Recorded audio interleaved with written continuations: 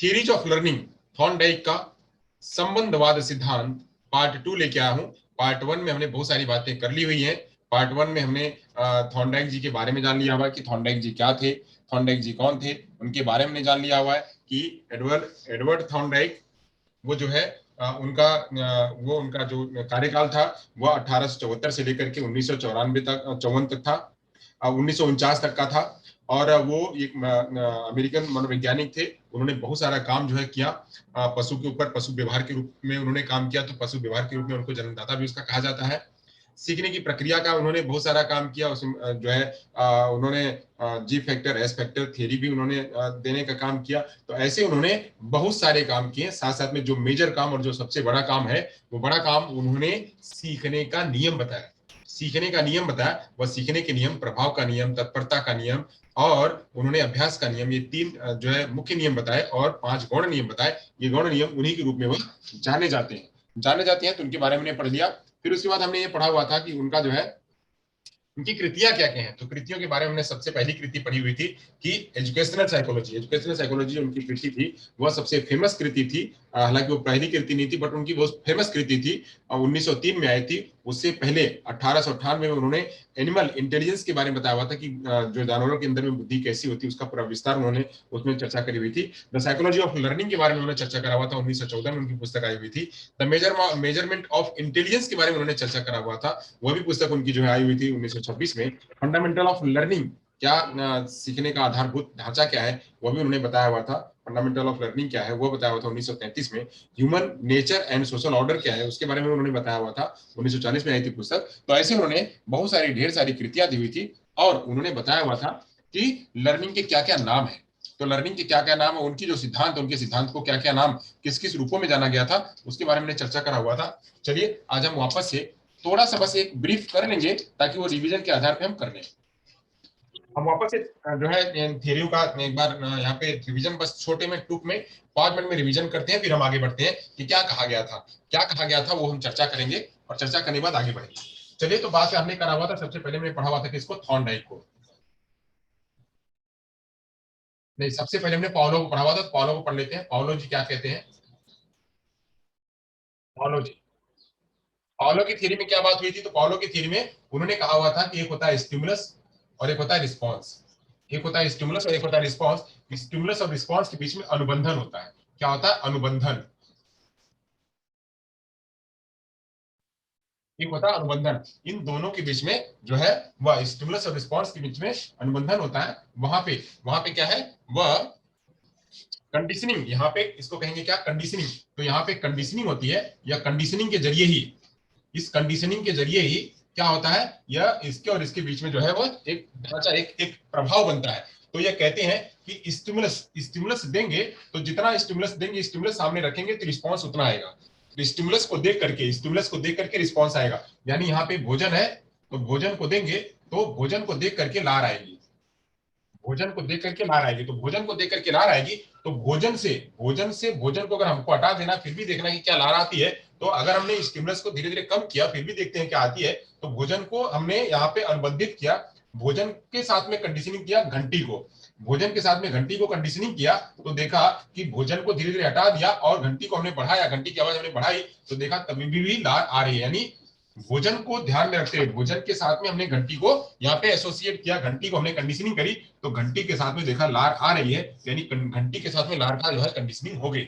घंटी के साथ में कंडीशनिंग हो गई। पहले घंटी के साथ में कंडीशनिंग नहीं हो रही थी, बाद में घंटी के साथ में कंडीशनिंग हो गई। तो ये जो है घंटी के साथ में कंडीशनिंग करना, ये बताया हुआ था स्टिमुलस और रिस्पॉन्स के बीच में कंडीशनिंग।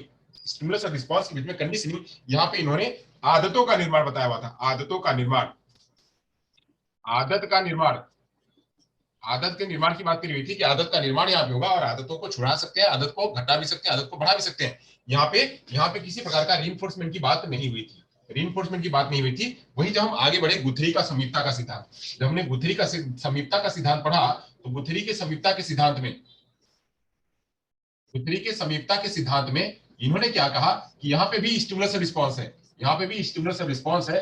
स्टिमुलस रिस्पॉन्स कैसे बनेगा, इन्होंने कहा कि स्टिमुलस रिस्पॉन्स कैसे बनेगा, तो यहाँ पे भी भोजन है, यहाँ पे भी भोजन है और यहाँ पे भी रिस्पॉन्स है। यहाँ पे रिस्पॉन्स बिल्ली का रिस्पॉन्स, कहते हैं कि बिल्ली का रिस्पॉन्स जितना समीप होगा, भोजन के साथ में जितना समीप इसका रिलेशन होगा, जितना क्लोज इसका रिलेशन होगा, उतना ही ज्यादा लर्निंग होगी। यह कहते हैं कि बिल्ली भोजन के साथ में यानी उद्दीपक के साथ में रिस्पॉन्स का जितना अच्छा और जितना गहरा संबंध होगा, जितना अच्छा और जितना गहरा संबंध होगा, उतनी ही लर्निंग बेहतर होगी। तो यहाँ पे बेहतर लर्निंग के लिए गुथरी जी कहते हैं कि बिल्कुल एसोसी बिल्कुल जो है गहरा संबंध होना चाहिए। एस के साथ में आर का जो रिलेशन है वो बिल्कुल गहरा होना चाहिए। गहरा होना चाहिए, जब समीप होगा तो लर्निंग बेहतर होगी। इसी को इन्होंने दिया हुआ था ये सिद्धांत, इन्होंने बिल्ली पर प्रयोग किया हुआ था, इन्होंने कुत्तों पर प्रयोग किया हुआ था। इस पर चर्चा हो गई थी। अब हम बात करते हैं, अब हम बात करते हैं इसके बाद हमने बात करा हुआ था किसकी, थॉर्नडाइक की। थॉर्नडाइक की बात में, थॉर्नडाइक के बारे में भी हमने आपको थोड़ा सा चर्चा किया। तो थॉर्नडाइक का आज हमको पूरा विस्तार पढ़ना है। तो थॉर्नडाइक के बारे में आज हमको पढ़ना है, जिसके बारे में समझते हैं कि थॉर्नडाइक जी ने क्या कहा हुआ था। तो थॉर्नडाइक जी जो है, थॉर्नडाइक जी जो है ये क्या कहते हैं कि ये कहते हैं कि यहाँ पे स्टिमुलस और रिस्पॉन्स यहाँ पे भी है, स्टिमुलस और रिस्पॉन्स यहाँ पे भी है, यहाँ पे भी भोजन है, यहाँ पे भी भोजन है और यहाँ पे बिल्ली है,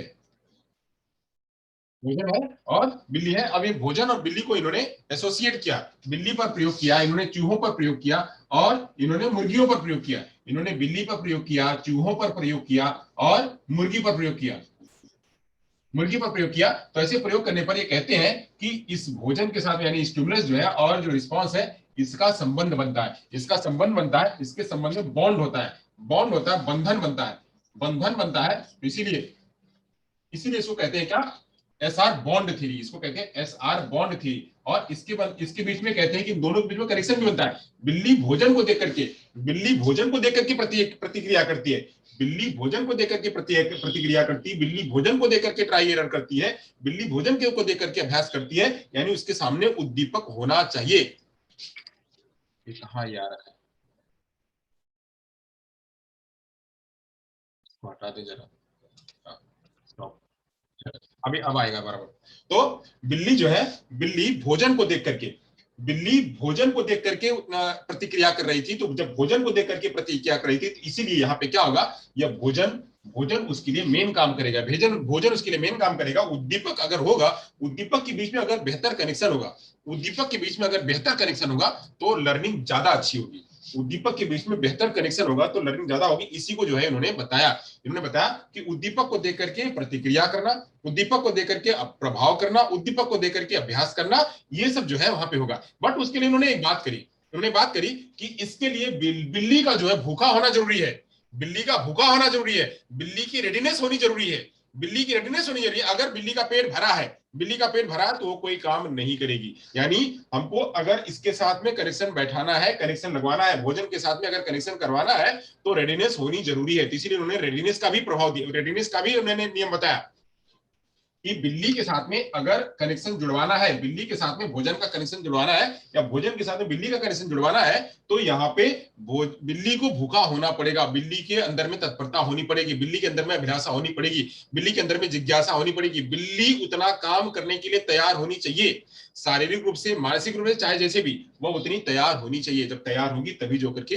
वहां पे करेगी। फिर यहाँ पे इन्होंने बॉन्ड की बात करी, इन्होंने यहाँ पे जो है कनेक्शन की बात करी, इन्होंने यहाँ पे ट्रायल और एरर की बात करी, इन्होंने कई सारी बातें बताई थी। चलिए, यहाँ पे अनुबंधन की बात थी, यहाँ पे जो है समीपता की बात थी, मतलब अनुबंधन की मतलब कंडीशनिंग की बात, कंडीशनिंग खाली इतनी के लिए कि उसको आदत का निर्माण हो जाए, बस इतना ही। इन दोनों के बाद में कंडीशनिंग थी, कंडीशनिंग मतलब कि साथ में सहचर्य बना देना, बस उतना ही। और यहाँ पे क्या था, यहाँ पे समीप लेके आना, जब जितना समीप होगा लर्निंग उतनी बेहतर होगी।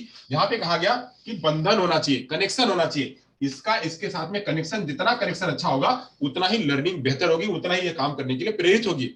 तो काम करने के लिए प्रेरित होगी, तो काम करने के लिए प्रेरित होने के लिए एक उद्दीपक का होना जरूरी है। तो इसीलिए इसको कहा गया एस आर बॉन्ड थ्योरी, और इसी को साहचर्यात्मक थ्योरी भी कहा गया, इसी को संबंधात्मक थ्योरी भी कहा गया। यह कई सारी थ्योरी के नाम से प्रसिद्ध है। चलिए, हम इन्हीं की चर्चा करेंगे आज। हमने इनके बारे में पढ़ लिया है, इसको हमको नहीं पढ़ना है। हमने इसके बारे में थोड़ा अभी चर्चा भी कर दी, ये कौन थे, क्या थे, इन्होंने कौन कौन सी पुस्तकें लिखी, ये सब की चर्चा हो गई है।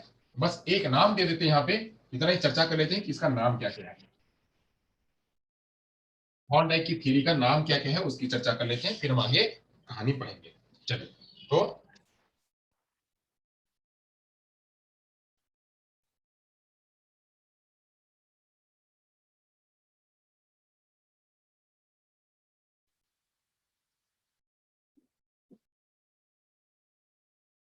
हॉर्नडाइक का सिद्धांत,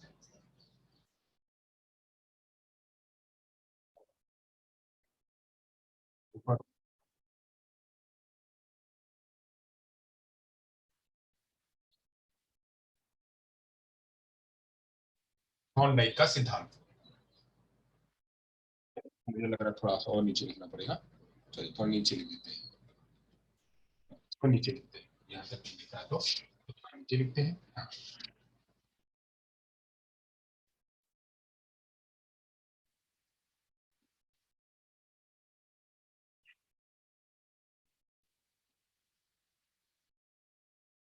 थॉर्नडाइक का सिद्धांत।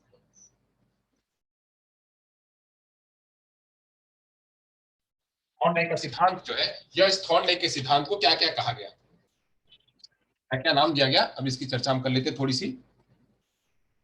थॉर्नडाइक के सिद्धांत का क्या क्या नाम दिया गया, हम उसके बारे में बात कर लेते हैं कि इसको क्या क्या कहा गया। तो सबसे पहले तो मैंने कहा कि इसको क्या कहा गया, इसको संबंधवाद सिद्धांत कहा गया। इसको सबसे पहला जो नाम दिया गया वो दिया गया संबंधवाद सिद्धांत।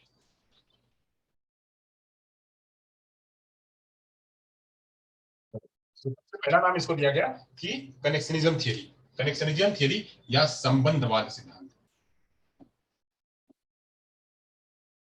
संबंधवाद सिद्धांत। अब संबंधवाद सिद्धांत मैंने आपको बता दिया कि एस आर बॉन्ड का, एस आर बॉन्ड दोनों में है तब जाकर के संबंध हुआ। किसके, एस के और आर के साथ में बिल्कुल क्लोज रिलेशन हुआ, मतलब यहाँ पे दोनों के साथ में संबंध है, या स्टिमुलस को देख करके रिस्पॉन्स करेगी, तो या इसके लिए इसके दोनों के साथ में कनेक्शन है, और इसलिए इसको कहा जाता है एस आर बॉन्ड थ्योरी, या इसको हम कहते हैं जो है संबंधवाद सिद्धांत, संबंधवाद सिद्धांत कहते हैं। और क्या कहते हैं, यहाँ पे एक विशिष्ट विशिष्ट यहाँ पे एक विशिष्ट उद्दीपक होता है और एक विशिष्ट रिस्पॉन्स होता है। तो यहाँ पे इसको कहा गया विशिष्ट उद्दीपक एवं विशिष्ट प्रतिक्रिया, विशिष्ट उद्दीपक एवं विशिष्ट प्रतिक्रिया का सिद्धांत, प्रतिक्रिया का सिद्धांत। अब यहाँ पे विशिष्ट उद्दीपक कौन है, तो इसके बारे में हमने चर्चा कर लिया था। तो विशिष्ट उद्दीपक है स्टिमुलस यानी भोजन, और विशिष्ट रिस्पांस क्या है, बिल्ली का प्रयास, बिल्ली का उछलना, बिल्ली का कूदना, बिल्ली का वहां तक प्रयास करना, यह जो है उसको कहा गया स्टिमुलस और रिस्पांस। फिर आगे बात करी गई, आगे की जो चर्चा करी गई वहां पे कहा गया कि उद्दीपक अनुक्रिया का सिद्धांत, इसी को आगे जाकर के कहा गया उद्दीपक अनुक्रिया सिद्धांत, उद्दीपक अनुक्रिया सिद्धांत,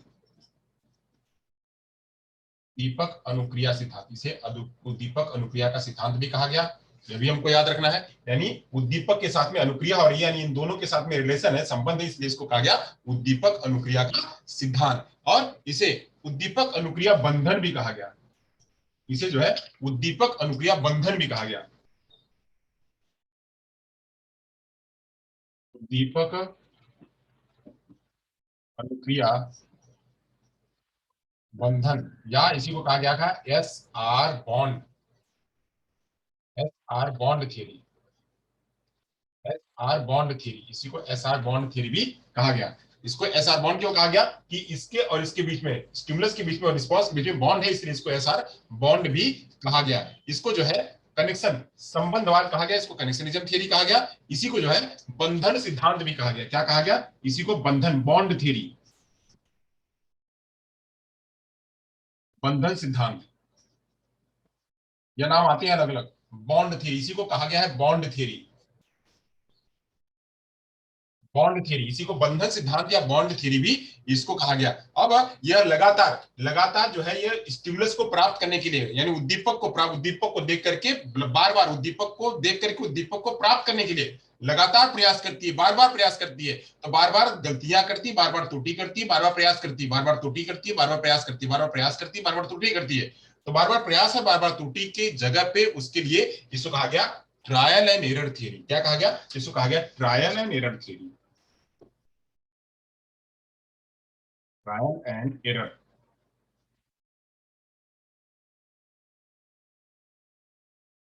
ट्रायल एंड एरर थियरी कहा गया। ट्रायल एंड एरर को क्या कहा गया, तो इसको हिंदी में कहा गया प्रयास एवं त्रुटि का सिद्धांत, प्रयास एवं त्रुटि का सिद्धांत, ये भी कहा गया, इस पे कल चर्चा हुई थी। वापस से मैं खाली दोहरा रहा हूं। चलिए, अब इसके बाद बात करी गई थी किसकी, तो इन दोनों के बीच में एसोसिएशन हो रहा है। एसोसिएशन हो रहा है यानी जितना स्टिमुलस को देखेगा उतना ये रिस्पॉन्स करेगा, जितना स्टिमुलस को देखेगा उतना रिस्पॉन्स करेगा, तो इसलिए इसको कहा गया साहचर्य सिद्धांत। इसको कहा गया एसोसिएशन थियरी, एसोसिएशन थियरी या साहचर्य सिद्धांत, एसोसिएशन थियरी या साहचर्य सिद्धांत।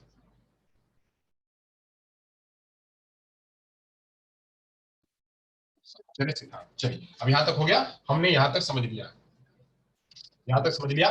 चलिए, ये इसको हम अलग अलग नामों में, इतने नामों में हम जानते हैं, इतने नामों में हम इसको जानते हैं, तो इतने नामों की चर्चा हम यहाँ पे करेंगे। ये हम यहाँ पे रख लेते हैं और हम यहाँ से पढ़ेंगे इसका क्या एप्लीकेशन है, क्या ये सब है, हम इसकी चर्चा अब यहाँ से हम करेंगे। चलिए, इसकी चर्चा हम करेंगे। अब यहाँ से हम देख लेते हैं कि ये थ्योरी क्या है। तो मैंने थ्योरी को आप लोगों को बताया हुआ था कि ये थ्योरी में बहुत सारी बातें हैं, इस थ्योरी में बहुत सारी बातें हैं। सबसे पहले तो इन्होंने जो है वह बिल्लियों पर प्रयोग किया, इन्होंने बिल्लियों पर प्रयोग किया, और बिल्लियों पर प्रयोग करने के बाद यह उसी पर बिल्लियों पर प्रयोग करने के आधार पर फिर अपना इन्होंने सिद्धांत और अपना एप्लीकेशन इन्होंने सुझाया, इन्होंने अपना एप्लीकेशन सुझाया। तो हम इनको देख लेते हैं कि इनका बिल्लियों पर प्रयोग कैसा है। तो थॉर्नडाइक का जो प्रयोग है, उस थॉर्नडाइक के प्रयोग को समझ लेते हैं। थॉर्नडाइक का प्रयोग जो है उस पर बात करेंगे। अभी तो हमने यहाँ पे सिद्धांत देखा, चलिए हम प्रयोग देखते हैं। तो प्रयोग देखते हैं, तो प्रयोगों को भी हम एक ऐसे ही देख लेते हैं। इसी में हम यहाँ पे ले लेंगे इसको प्रयोग,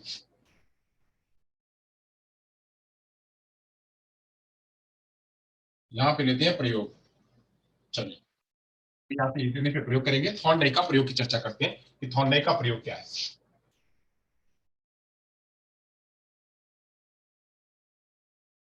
थॉर्नडाइक का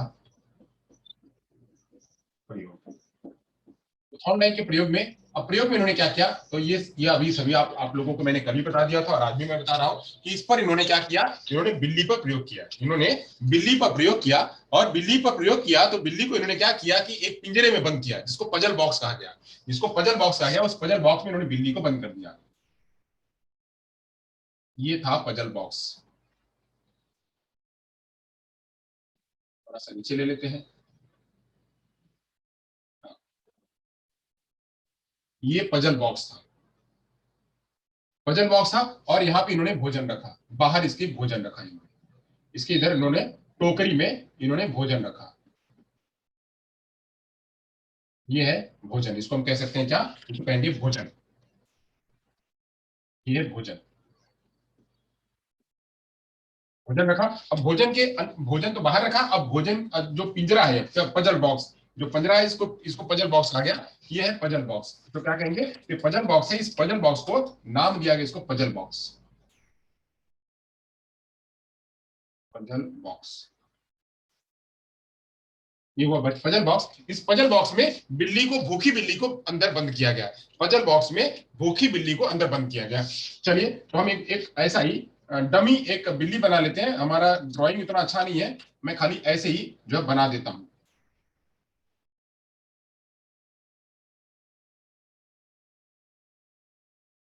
एक ऐसे ही मैं आपको बना देता हूं।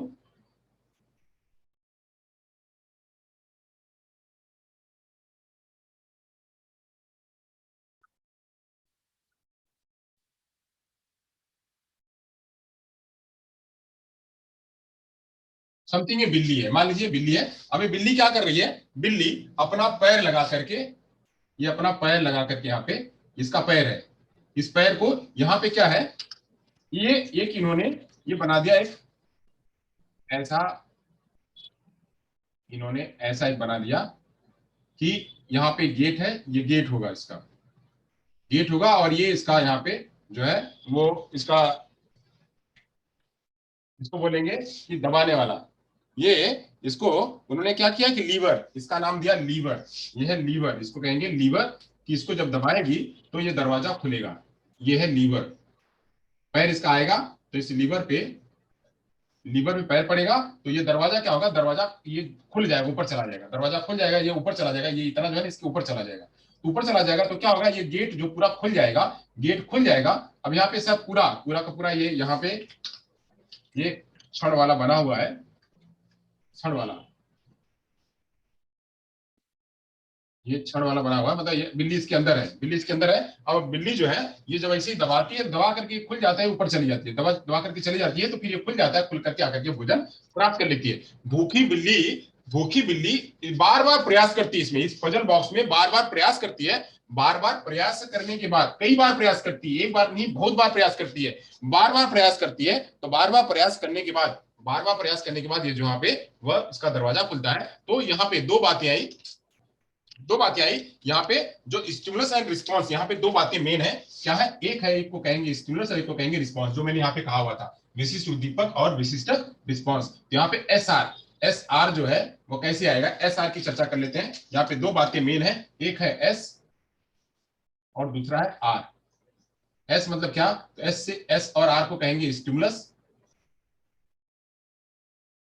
स्टिमुलस और आर को कहेंगे रिस्पांस। एस और आर, स्टिमुलस और रिस्पांस। अब स्टिमुलस और रिस्पांस दोनों क्या होंगे?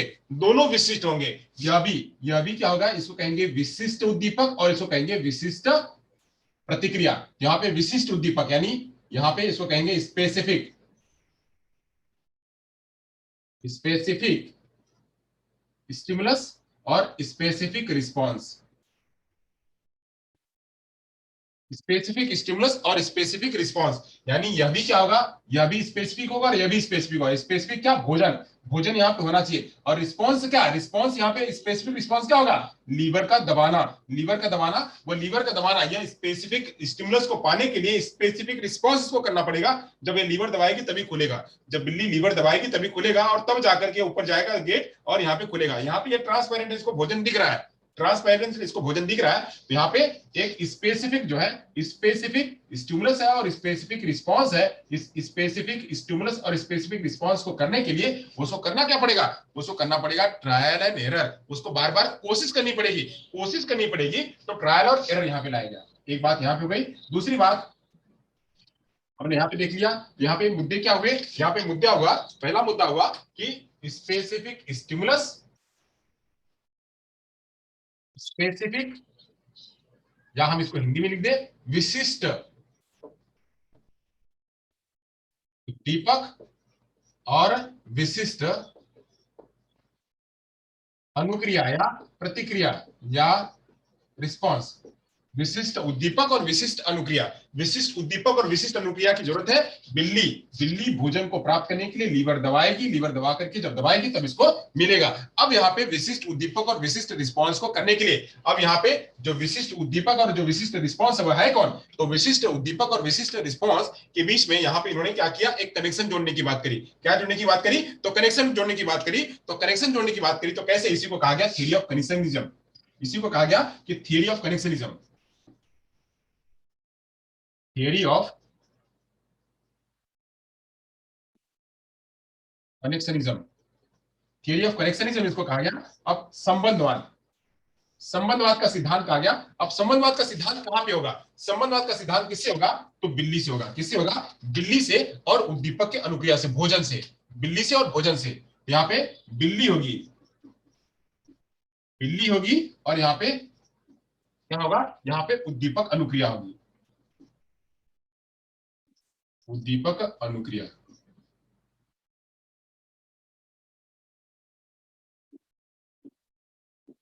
अनुप्रिया। अब यहाँ पे बिल्ली क्या करेगी?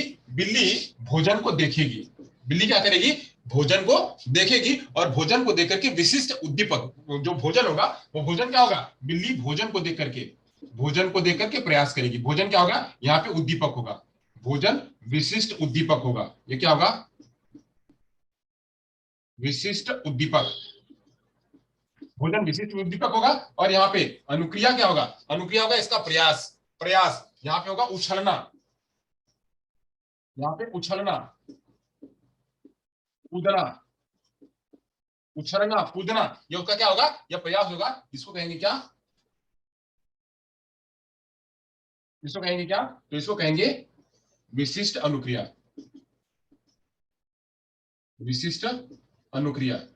अब विशिष्ट अनुक्रिया इसने करेंगे, विशिष्ट उद्दीपक और विशिष्ट अनुक्रिया। यहाँ पे बिल्ली, बिल्ली ने भोजन को देखा और उद्दीपक अनुक्रिया करना स्टार्ट किया, उद्दीपक अनुक्रिया करना स्टार्ट किया।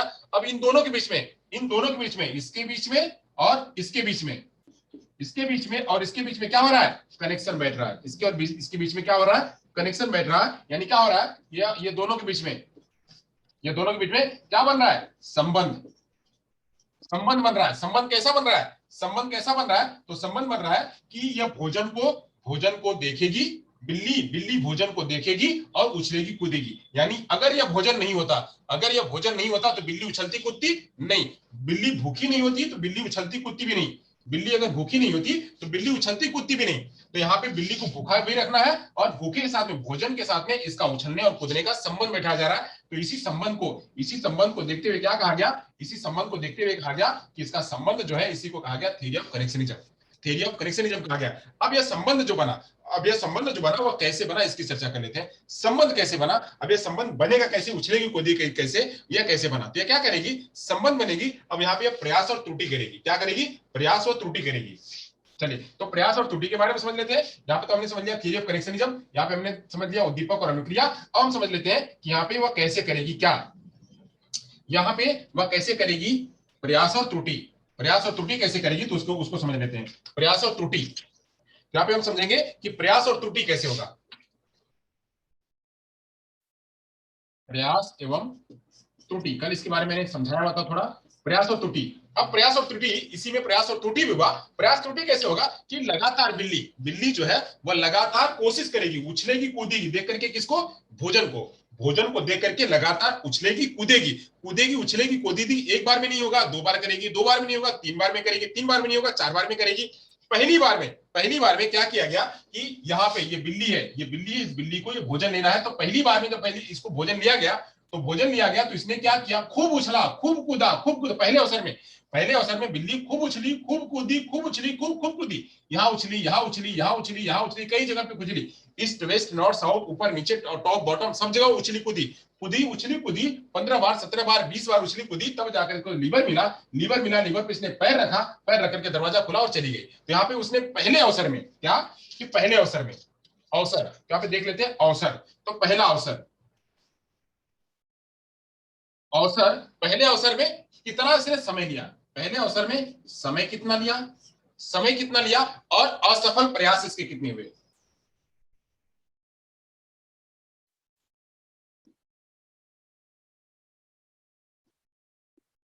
असफल प्रयास कितने हुए। तो यह जब पहली बार ये भोजन लेने आई तो अभी इसको पता नहीं है, ये इसको बिल्कुल पता नहीं है कि भोजन है, हम इसको लीवर को दबाएंगे मिल जाएगा। पहली बार पता नहीं है, खूब उछली, खूब कूदी, खूब उछली, खूब कूदी। जैसे मान लीजिए अभी आप हैं, जो नए फ्रेशर बच्चे हैं, जो अभी हाल में डीएड बीएड कर रहे हैं, पीटीसी कर रहे हैं, या जो भी जेबीटी कोर्स कर रहे हैं, वह क्या करेंगे, उनको रीड के बारे में उतना पता नहीं है, उनको इसके बारे में पता नहीं है, उनको सामान्य ज्ञान के बारे में पता नहीं है, उनको मेथोडोलॉजी के बारे में पता नहीं है, उनको सब्जेक्ट के बारे में पता नहीं है। तो क्या होगा, वो बच्चे अभी कोशिश करेंगे, एक बार कोशिश करेंगे, दो बार कोशिश करेंगे, तीन बार कोशिश करेंगे, चार बार कोशिश करेंगे, कई बार कोशिश करेंगे, 17 बार, 18 बार, 20 बार कोशिश करेंगे, तब जाकर के रीट क्वालिफाई होगा, तब जाकर के पास होंगे। अब दूसरी बार एक बार एग्जाम दिया, दूसरी बार जब एग्जाम देंगे तो वो उनको उतना नहीं पढ़ना पड़ेगा, पढ़ने की संख्या क्या होगी, थोड़ी घट जाएगी। अब वो पढ़ेंगे जो टिपिकल पॉइंट होगा, जो उनको सरल था वो निकाल देंगे, वो उनको आ गया है, जो टिपिकल पॉइंट होगा उसको वो पढ़ेंगे। फिर उसके बाद जब तीसरा पॉइंट आएगा तो उसमें भी कम हो जाएगा, फिर चौथा पॉइंट होगा तो उसमें भी कम हो जाएगा, पांचवा पॉइंट होगा उसमें भी कम हो जाएगा। एक बार ऐसा समय आएगा कि उसको और ज्यादा पढ़ने की जरूरत नहीं होगी, उसका स्कोर भी लंबा होगा, और वह जल्दी से क्विक एक बार में कम पढ़ने में एक बार में वो जो है क्वालिफाई कर लेगा। तो सेम ऐसे यहाँ पे भी बिल्ली के भी साथ में हुआ कि बिल्ली शुरू में प्रयास और त्रुटि इसको ज्यादा करना पड़ा, बिल्ली को प्रयास और त्रुटि ज्यादा करना पड़ा। तो यहाँ पे जब हम देखते हैं पहला अवसर, जब बिल्ली ने पहला अवसर लिया, तो पहले अवसर में लगभग उसने जो इसको भोजन को प्राप्त करने में उसने 10 मिनट लिया। बिल्ली को यहाँ पे ला करके, भूखी बिल्ली को इस पिंजरे में बंद किया गया, पजल बॉक्स में बंद किया गया, और बिल्ली भोजन को देखी, बिल्ली भोजन देख रही है, भोजन को देख करके ये ट्रांसपेरेंट भोजन को देख रही है, प्रयास करिए हमको भोजन लेना है। तो भोजन लेने के लिए उसने लगभग 10 मिनट कोशिश करी, खूब कूदी, खूब उछली, खूब कूदी, खूब उछली। तो उसने लगभग असफल प्रयास कितने किए, तो 20 असफल प्रयास किए, 20 असफल प्रयास किए। यहाँ कूदी नहीं मिला, यहाँ कूदी नहीं मिला, यहाँ कूदी नहीं मिला, इसको झपट्टा मारी, उसको झपट्टा मारी, कई बार झपट्टा मारी। झपट्टा मारने के बाद एक बार ऐसा आया कि उसका झपट्टा सटा जो है उसी पे जाकर के ये इस पे जो लीवर पर है, लीवर पर लग गया, और ये गेट खुल गया, बाहर आई, भोजन खा करके उसकी तृप्ति हो गई। एक हो गया पहली बार में। जब दूसरी बार वापस से इसको ला करके उसी में भरा किया, उसमें कोई परिवर्तन नहीं किया, बस भूखी छोड़ करके उसको अंदर कर दिया गया। जब दूसरा प्रयास हुआ, दूसरी बार भूखा रख करके उसको दूसरी बार जब रखा गया, तो देखा गया कि वहां पे प्रयासों की संख्या, उसने बहुत ज्यादा जो कोशिश करी, वही बिल्ली जो बहुत ज्यादा कोशिश करी थी, उसमें से उसके प्रयासों की संख्या कम हो गई। अब उसी को उसने 8 मिनट में प्राप्त कर लिया। कितने मिनट में? तो 8 मिनट में उसने प्राप्त कर लिया। उसी चीज को उसने 8 मिनट में प्राप्त कर लिया। 8 मिनट में प्राप्त कर लिया। और प्रयासों की संख्या भी उसकी घटी, यानी प्रयास भी उसने कम किए। उसने 17 बार प्रयास किया, 17 बार प्रयास किया। अब वही जब तीसरा आया, जब तीसरी बार ये हो गया, यानी अब तीन प्रयास उसके कम हो गए। अब तीसरी बार भोजन को इसको बाहर कर दिया गया, फिर लाया गया। जब तीसरा प्रयास उसको कराया गया, तीसरी बार उसको लाया गया, तो तीसरी बार उसने क्या किया, देखा गया कि अब प्रयासों की जो समय है, समय उसका और कम लगा। समय कम लगा, 6 मिनट में ही, 6 मिनट में ही वह 13 बार की असफल प्रयासों में उसने प्राप्त कर लिया। यानी असफल प्रयासों की संख्या भी घटी। असफल प्रयास जो उसने त्रुटि करी, त्रुटि भी घटी, प्रयास भी घटा, त्रुटि भी घटी, प्रयास भी घटा, और उसने जल्दी ही प्राप्त कर लिया। यानी अब वह सीख रही है, सीखने की संख्या उसकी बढ़ रही है। अब वहीं जब चौथी बार आया, तो चौथी बार में उसने क्या किया कि चौथी बार में उसी चीज को 3 मिनट में प्राप्त कर लिया। उसी चीज को 3 मिनट, अब वो हैबिचुअल हो गई, एक बार हो गया, 2 बार हो गया, 3 बार हो गया, अब चौथी बार उसी काम को कर रही है, तो सीखने का संख्या उसकी बढ़ गई। उसको बहुत सारी चीजें आ गई थी, उसने एसोसिएट कर लिया था, उसने संबंध बना लिया था, उसने बॉन्ड बना लिया था। बॉन्ड किससे? भोजन से बना लिया हुआ था। अब ये सब बॉन्ड बनाना, एसोसिएशन करना और संबंध बनाना, ये सब उसी के साथ में जुड़ गया था। तो सफल प्रयासों की संख्या जो है वो बढ़ने लगी, असफल प्रयासों की संख्या घटने लगी। असफल प्रयासों की संख्या घटने लगी, जहां 13 थी वहां कम होकर के 4 हो गई, जहां 13 थी वहां कम होकर के 4 हो गई। यानी 3 मिनट में ही उसने 4 असफल प्रयासों में ही उसने कर लिया। 3 मिनट में 4 असफल, यानी जो त्रुटियां थी उसने 4 ही करी, और उसने कर लिया। अब वही बाद में एक ऐसा आया कि जब लास्ट में उसने एक ऐसा समय आया, एक समय ऐसा आया कि उसने क्या किया, जीरो त्रुटि करी, और मतलब जीरो समय में तुरंत कम समय में वह तुरंत गई और भोजन को प्राप्त कर ली। ये दबाया प्राप्त कर लिया। एक ऐसा समय आया कि उसको और कुछ अब त्रुटि करने की आवश्यकता नहीं, उसने सीख लिया कि लीवर दबाना है, भोजन प्राप्त करना है, लीवर दबाना है, भोजन प्राप्त करना है, ये सीख लिया उसने। उतनी सारी बातें सीख ली थी। इसी को कहा गया क्या, प्रयास एवं त्रुटि का सिद्धांत। जब शुरू में लर्निंग होती है, तो त्रुटियों की संख्या ज्यादा होती है, अब ज्यादा होती है, तो जितना वह अभ्यास करता है, जितना वह प्रयास करता है, वो अभ्यास का प्रभाव जो है उसके समय पर पड़ता है, और वह तुरंत से तुरंत उसको प्राप्त कर लेता है। तो इसी से इन्होंने क्या किया, यहाँ पे इन्होंने प्रयास और त्रुटि का सिद्धांत दिया, और इसी प्रयास और त्रुटि के सिद्धांत पे, इन सभी के आधार पे जो उन्होंने ये सिद्धांत निकाला, प्रयास और त्रुटि, और यहाँ पे जो उन्होंने ट्रायल और एरर किया, इसी पे उन्होंने 3 नियम दिए। इसी पर वो जाकर के आगे ये 3 नियम दिए। 3 नियमों की चर्चा हम जो है करेंगे। उससे पहले हम देख लेते हैं कि यह करने के लिए, यह प्रयास और त्रुटि करने के लिए जरूरत क्या है।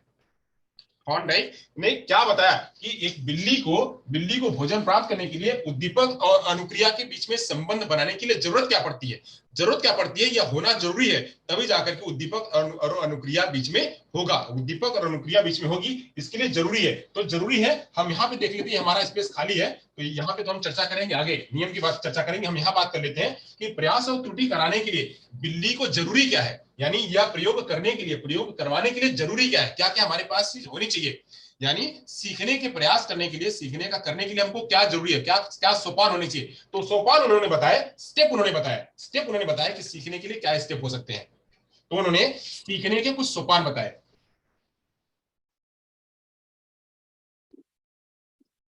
सीखने के लिए सोपान, स्टेप्स, यानी क्या क्या होने चाहिए, तब जाकर के सीखना होगा। तो यहाँ पे सबसे पहले जरूरी क्या है, भूख, चालक, डिराइव्स, भूख होनी चाहिए।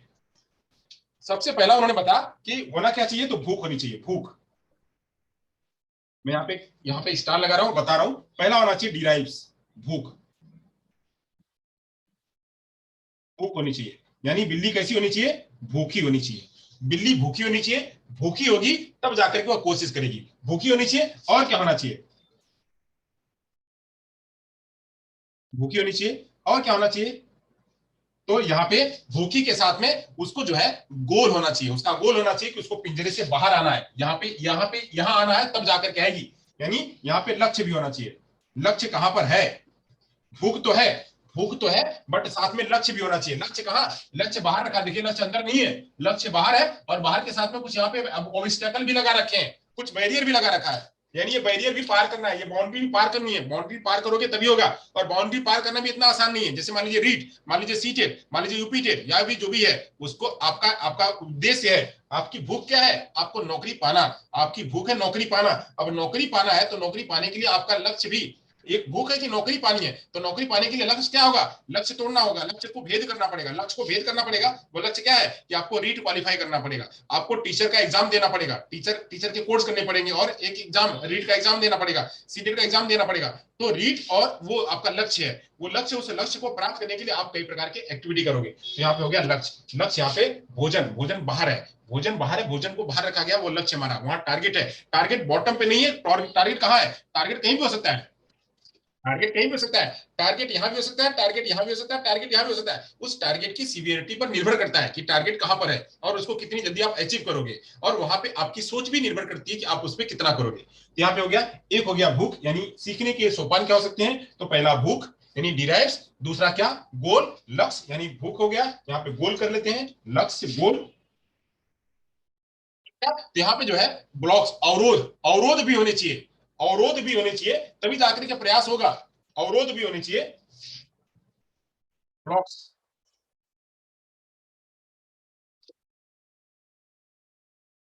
अवरोध क्या होने चाहिए? अवरोध। अवरोध क्या? देखिए यहाँ पे क्या दिया गया, ये जो है यहाँ पे पिंजरे के बीच में जो है एक दीवार लगाई गई थी ट्रांसपेरेंट, जब ये दबाएगा तभी जाकर के दीवार खुलेगी, तो दीवार अवरोध है। अवरोध यानी क्या? आपको आपके रीट में सीटेट में अवरोध क्या होगा? तो आपकी रीट में सीटेट में आपको चाइल्ड साइकोलॉजी पढ़नी पड़ेगी, आपको मेथोडोलॉजी पढ़नी पड़ेगी, आपको सब्जेक्ट पढ़ना पड़ेगा, हिंदी के सब्जेक्ट, सोशल साइंस के सब्जेक्ट, साइंस के जैसे जैसे हो आप, वो सारा कुछ पढ़ना पड़ेगा, वो सारा पढ़ना पड़ेगा, पढ़ लोगे आप एकदम तैयार हो जाओगे, तब जाकर के क्वालिफाई कर पाओगे। और क्वालिफाई भी एकदम बिल्कुल क्रिटिकल प्रश्न आएंगे, उस प्रश्नों को आपको जवाब देना पड़ेगा, और उसके बाद आपको इंटरव्यू देना पड़ेगा, तब जाकर के आपका सिलेक्शन होगा। तो ये सारे क्या है? ये बैरियर है, ये सारे टारगेट है, इन टारगेट को आपको पूरा करना पड़ेगा। तो ऐसे अवरोध भी होने चाहिए, अवरोध होने चाहिए। और क्या होना चाहिए? लगातार नियमित क्रियाएं होनी चाहिए, लगातार नियमित क्रियाएं होनी चाहिए, मूवमेंट। फिर क्या? तो मूवमेंट, यहाँ पे हम ले लेते हैं ऐसे, इसके नीचे आते हैं, तो क्या होना चाहिए? मूवमेंट होना चाहिए, मूवमेंट यानी क्रियाएं, निरंतर क्रियाएं, क्रियाएं यानी मूवमेंट, मूवमेंट होना चाहिए, मूवमेंट होना चाहिए। और क्या होना चाहिए? तो मूवमेंट के साथ साथ में चांस होना चाहिए, सक्सेस के चांस, यानी आपको ऐसा नहीं है कि आपका सारा फेल हो जाए, सब कुछ फेल हो जाए, ऐसा ही नहीं, आपको उसमें चांस भी हो जाए कि आप, ऐसा समय आएगा कि आप पास हो सकते हो, यानी ये चांस है यहाँ पे। ऐसा नहीं कि कोई चांस ही नहीं है, भाई कोई चांस ही नहीं, कहाँ पे करेंगे? ऐसा नहीं, चांस है, वहां पे आप देखोगे तो आपको मिलेगा कि चांस है, तो वहां पे चांस भी होना चाहिए, सफलता के चांस भी होने चाहिए। क्या? तो अगला पॉइंट होगा उसका, सफलता के चांस, सफलता के अवसर, सफलता के अवसर।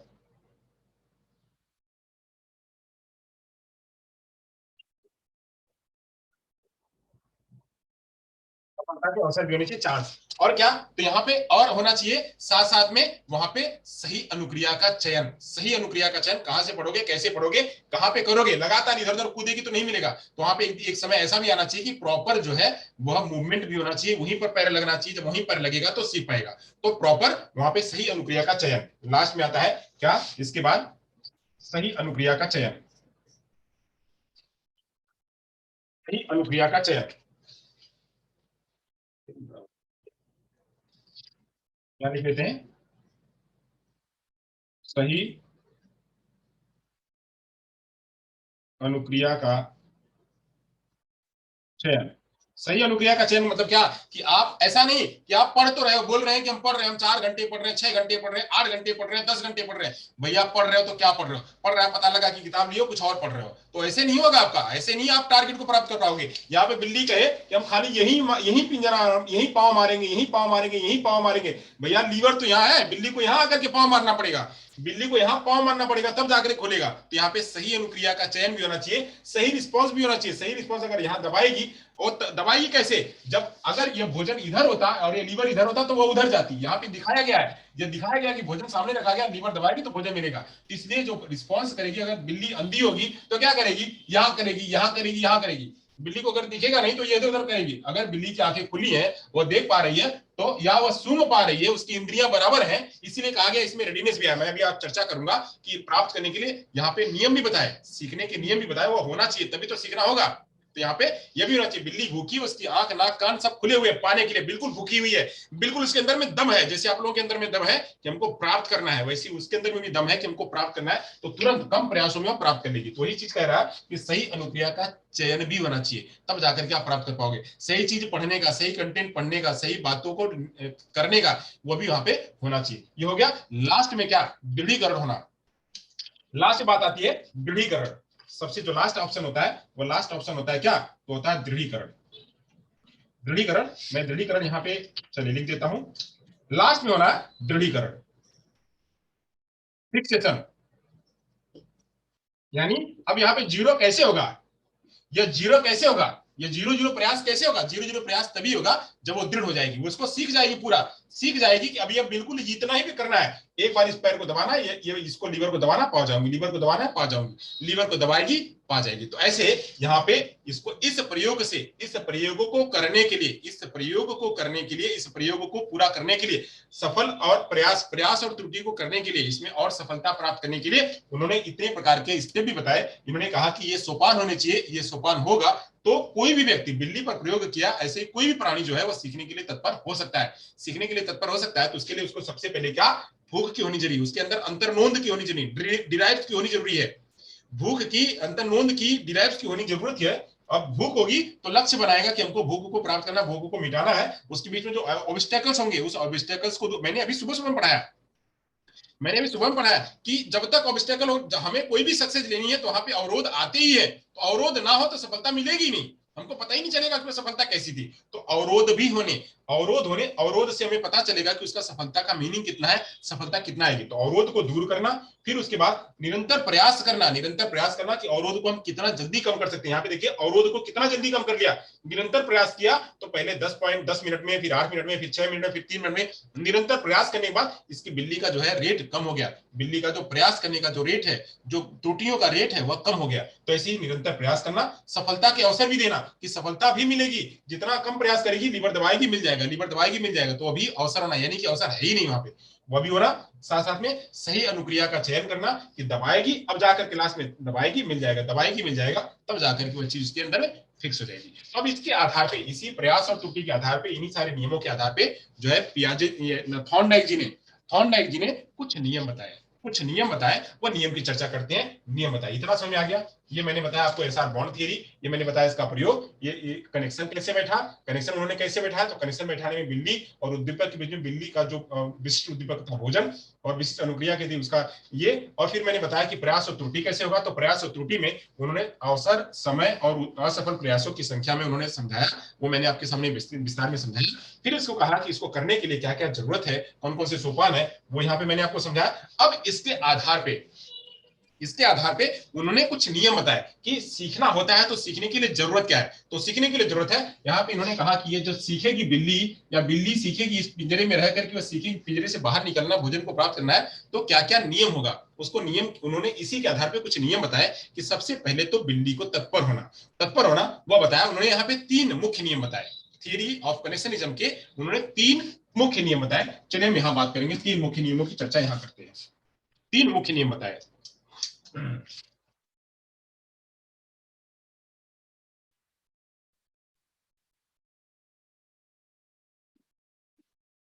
थॉर्नडाइक के 3 मुख्य नियम, 3 मुख्य नियम, चलिए दिख रहा होगा आप सभी को। तो 3 मुख्य नियम जो इन्होंने बताए, थॉर्नडाइक जी ने अपने सीखने के 3 मुख्य नियम बताए। अब वो 3 मुख्य नियम क्या बताए, मुख्य नियम यानी प्राइमरी रूल्स, प्राइमरी रूल्स उन्होंने बताए, इसको कहेंगे प्राइमरी रूल्स, थॉर्नडाइक के primary rules.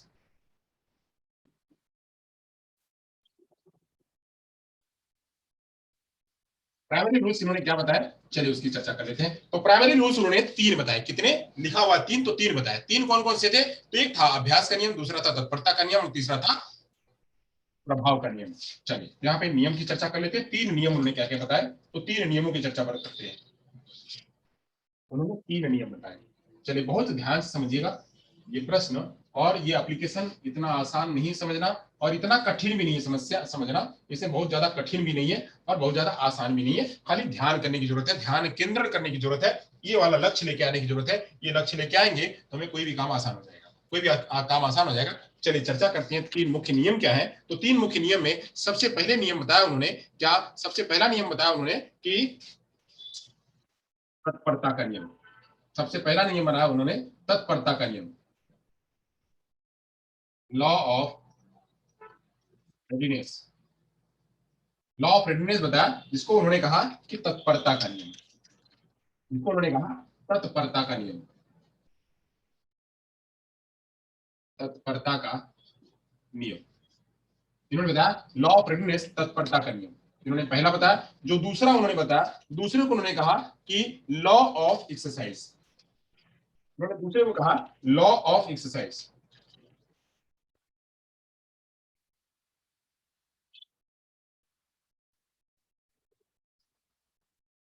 Law of exercise. इन्होंने बताया कि लॉ ऑफ एक्सरसाइज, और इसको कहा उन्होंने अभ्यास का नियम, हिंदी में इसका नाम बताया एक्सरसाइज, अभ्यास का नियम। इन्होंने कहा इसको अभ्यास का नियम।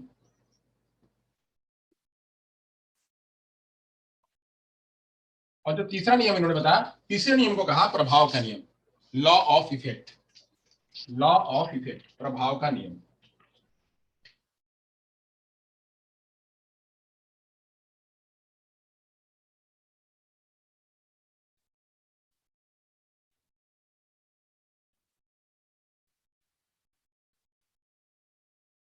ये 3 नियम थे। इन 3 नियमों के अंदर भी बहुत सारी बातें हैं, 3 नियमों के अंदर भी बहुत सारी बातें हैं। सबसे पहले उन्होंने कहा कि तत्परता का नियम। तत्परता का नियम क्या है, यानी यह बिल्ली, यहाँ पे इसी प्रयोग के आधार पर हम चर्चा करेंगे कि बिल्ली है, ये बिल्ली जब तक तैयार नहीं होगी, जब तक रेडी नहीं होगी, तब तक जो है वह कुछ नहीं कर सकती है। इसके लिए क्या होना, इसके लिए इसको भूखा होना, इसके लिए इसका शरीर तैयार होना।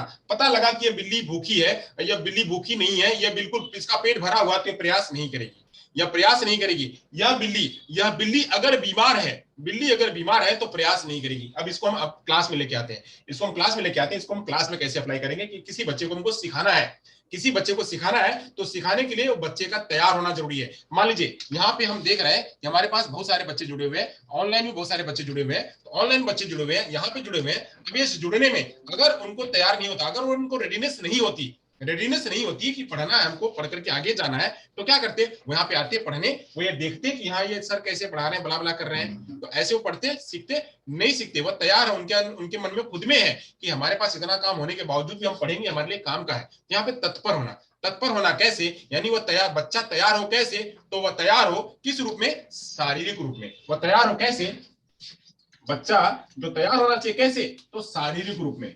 यहाँ पे मैं ले लेता हूं यहाँ पे इस तरह से कि कैसे तैयार हुआ,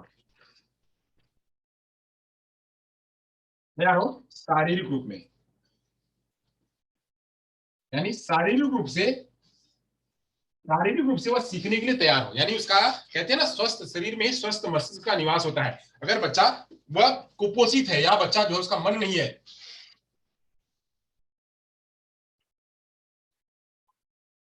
आप अभी ऑफलाइन पढ़ा रहे हो क्या?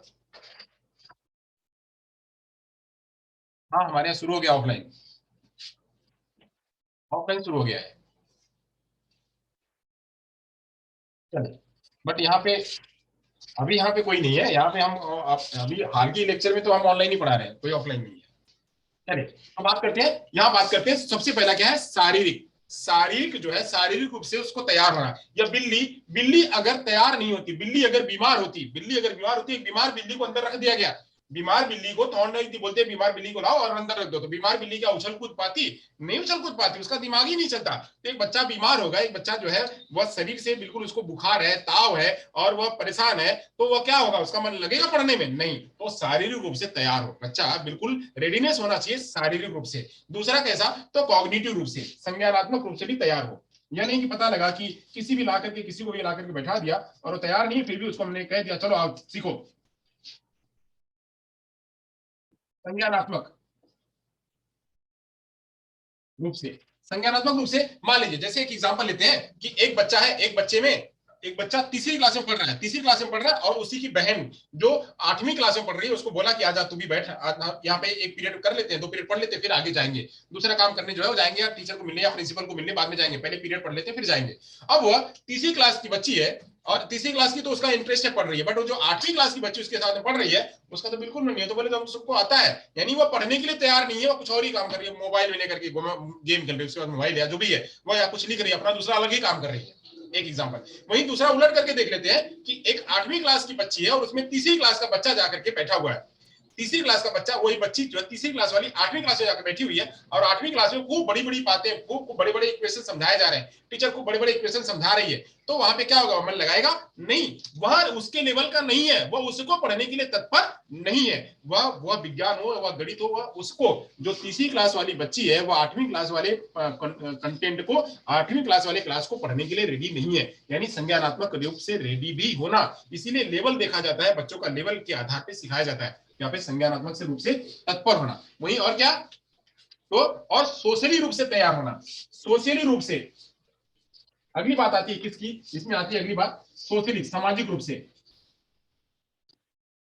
सामाजिक रूप से।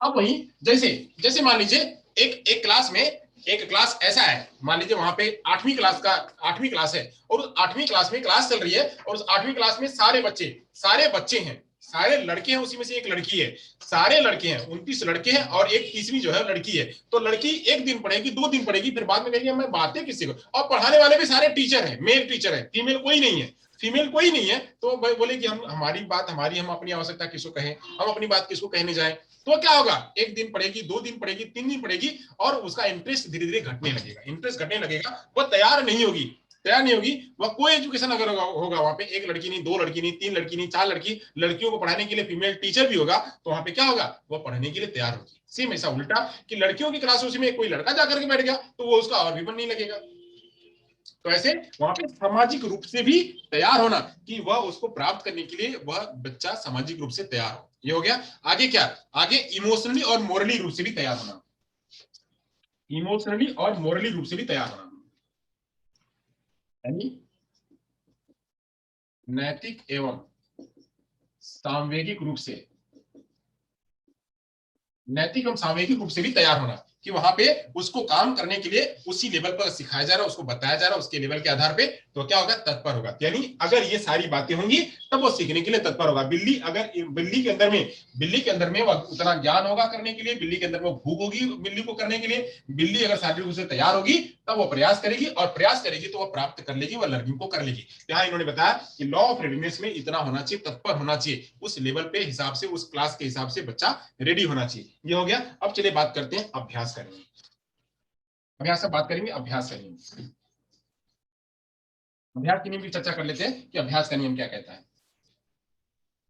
अभ्यास का नियम क्या कहता है, तो अभ्यास के नियम में बात करी गई कि अभ्यास में 2 बातें अहम रखी गई, अभ्यास में 2 बातें रखी गई कि अभ्यास जो है हमेशा, एक बार अभ्यास हो गया अब दूसरी बार में नवीन होना चाहिए, एक बार अभ्यास हो गया दूसरी बार में नवीन होना चाहिए, तो अभ्यास में उन्होंने 2 बातें करी, एक बोला उन्होंने लॉ ऑफ यूज और लॉ ऑफ डिसयूज, एक बार कहा उन्होंने लॉ ऑफ यूज और दूसरा बार कहा उन्होंने लॉ ऑफ डिसयूज।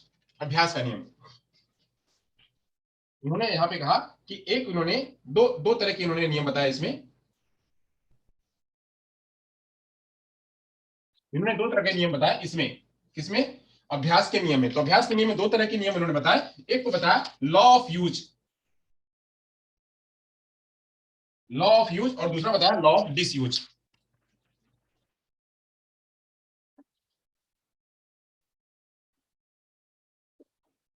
उपयोग का नियम इसको कहा गया लॉ ऑफ यूज और दूसरा कहा गया ना उपयोग का नियम, जिसे कहा गया लॉ ऑफ डिसयूज,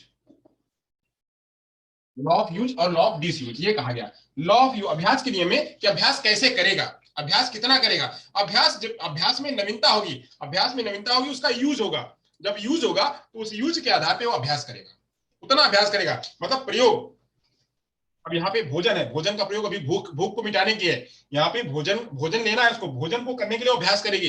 यहाँ पे आप पढ़ने को, सीट को प्राप्त करने के लिए आप अभ्यास करोगे, गणित के इक्वेशन को समझने के लिए आप अभ्यास करोगे। अभ्यास करोगे तो यहाँ पे वो जो आप सीखोगे, जिसके लिए अभ्यास कर रहे हो, उसका प्रयोग होगा, उसका प्रयोग होगा। मान लीजिए हम कह रहे हैं साइंस सीखेंगे, साइंस सीखेंगे, साइन लैंग्वेज हम सीखेंगे, तो साइन लैंग्वेज अगर हमको सीखना है तो सीखने के लिए उसका क्या, उसका कहीं उपयोग तो होना चाहिए ना, तो हम तब तो हम इसका करेंगे। तो ऐसे ही कहता है कि अभ्यास के नियम में उसका प्रयोग भी सामने दिखना चाहिए कि ये प्रयोग वहां पे है, ये उसका प्रयोग है और उसका प्रयोग ना भी है। यह दोनों बातें, इस तरह में प्रयोग है और उसके बाद यह प्रयोग खत्म हो जाएगा, इसके बाद तुम्हें दूसरा अभ्यास करना पड़ेगा। यानी वही लगातार नहीं होगा, वही लगातार नहीं होगा। लगातार करने के बाद क्या होगा, एक टाइम में इंटरेस्ट खत्म हो जाएगा, एक टाइम में इंटरेस्ट खत्म हो जाएगा। तो एक एक माइलस्टोन तक उसका प्रयोग है, फिर दूसरे माइलस्टोन में दूसरा उसके ऊपर का लेवल का आएगा, फिर उसके बाद ऊपर का लेवल आएगा, तो उसमें नवीनता भी आएगी। इसीलिए इसको कहा गया है क्या, नवीनता का भी, इसको है नवीनता का भी नियम कहा गया है। ये अभ्यास के नियम को आगे जाकर के नवीनता का भी नियम कहा गया है। क्या, नवीनता का नियम। यहीं पे मैं लिख देता हूं, नवीनता का नियम।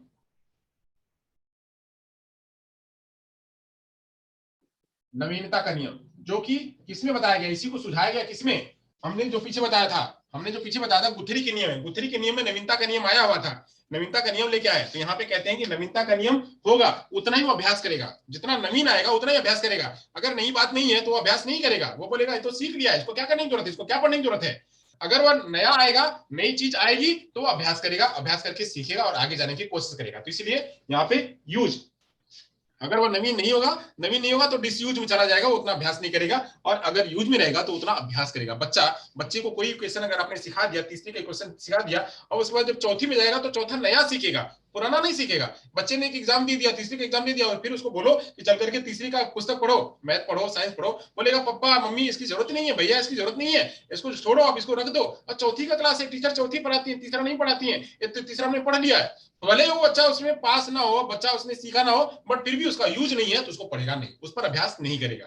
तो इसलिए यहाँ पे क्या हो, साथ में यह भी ध्यान रखना कि उस वस्तु का यूज कितना है, यानी वो उसको प्राप्त करने के लिए वो भूखा भी होना चाहिए, भूखा होगा और तब जाकर के उसका यूज होगा। तो ऐसे यहाँ पे उन्होंने क्या दिया, अभ्यास का नियम भी दिया। आगे बात जो उन्होंने करी, जो लास्ट की बात करी, मतलब प्रभाव का नियम, जो तीसरा नियम उन्होंने दिया, प्रभाव का नियम दिया। प्रभाव का नियम दिया, प्रभाव कैसे आएगा, प्रभाव कैसे होगा, तो प्रभाव के नियम को उन्होंने दिया। और ये प्रभाव का नियम बहुत ही महत्वपूर्ण है। ये प्रभाव का नियम जो है बहुत महत्वपूर्ण है। महत्वपूर्ण कैसे है उसकी चर्चा करते हैं। यह महत्वपूर्ण इसलिए है, इसी प्रभाव के नियम पर, इसी प्रभाव के नियम पर आगे जाकर के स्किनर ने पुनर्वलन का सिद्धांत दिया। इसी प्रभाव के आधार पर आगे जाकर के पुनर्वलन का सिद्धांत दिया बहुत अच्छी तरह से। हालांकि पुनर्वलन प्रयोग करने का काम पहली बार उन्होंने किया, थॉर्नडाइक जी ने किया। पहली बार पुनर्वलन का प्रयोग करने का काम थॉर्नडाइक जी ने किया, बट आगे जाकर के इसको कैरी करने का काम स्किनर ने किया। तो चलिए हम यहाँ पे देखते हैं लॉ ऑफ इफेक्ट में क्या बात होती है। तो लॉ ऑफ इफेक्ट में कहा गया है दो तरह की बातें।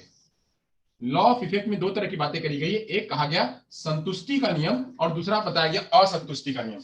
एक को कहा गया संतुष्टि का नियम और दूसरे को कहा गया असंतुष्टि का नियम।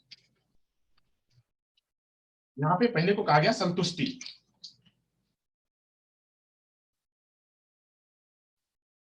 संतुष्टि, और दूसरे को कहा गया असंतुष्टि, असंतुष्टि। प्रभाव कैसे होगा, प्रभाव कैसे होगा, तो प्रभाव को करने के लिए, प्रभाव को करने के लिए यहाँ पे संतुष्टि होना जरूरी है। प्रभाव को करने के लिए संतुष्टि होना जरूरी है।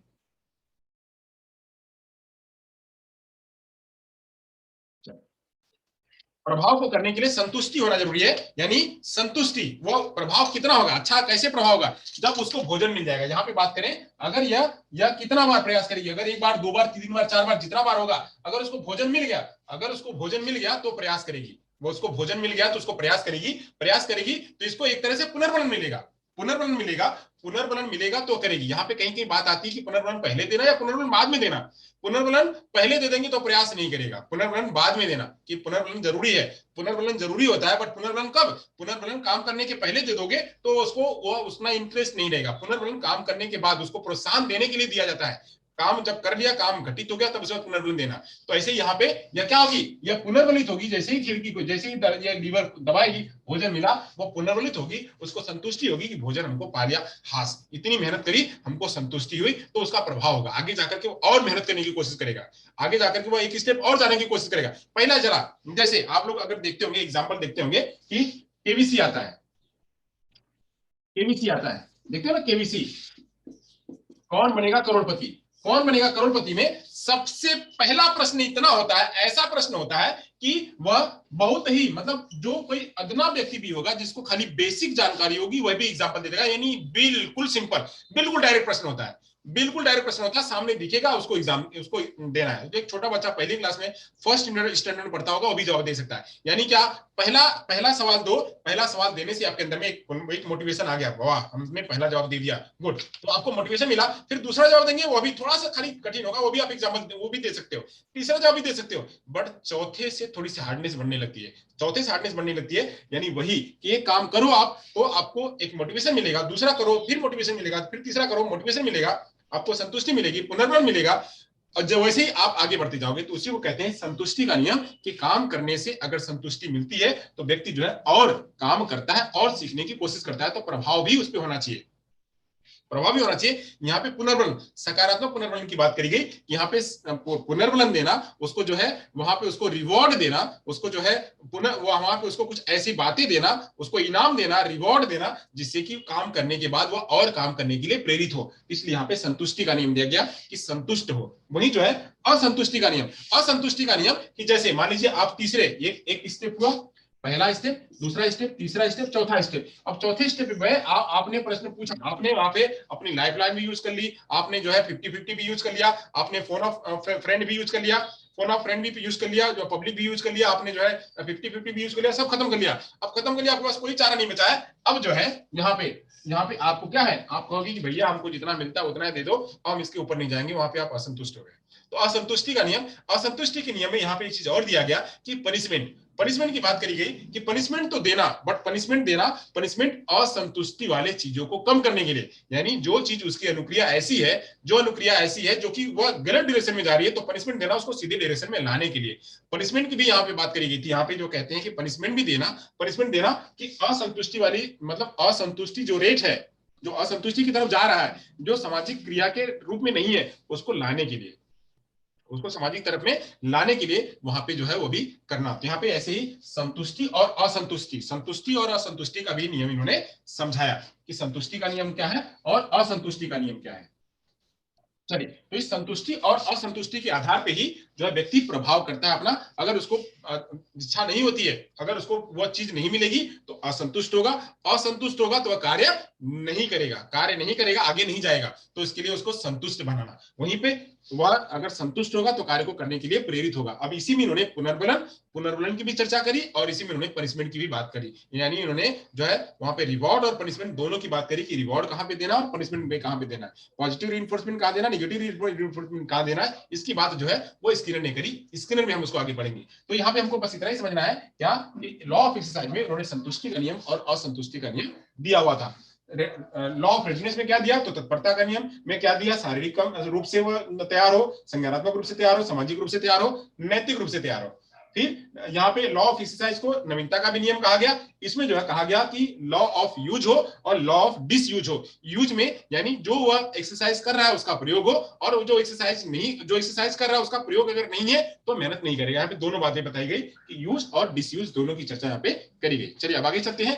अब इसके अलावा यहाँ पे जो 3 नियम है, 3 नियम के अलावा इन्हीं से जुड़ते जुड़ते उन्होंने 5 गौण नियम भी दिए। 3 प्रमुख नियम के अलावा उन्होंने 5 गौण नियम भी दिए। उस गौण नियमों की भी चर्चा कर लेते हैं, वो गौण नियम क्या थे। चलिए, तो थॉर्नडाइक के मुख्य नियम और थॉर्नडाइक के गौण नियम की चर्चा करते हैं। यहाँ बात कर लेते हैं थॉर्नडाइक के गौण नियम।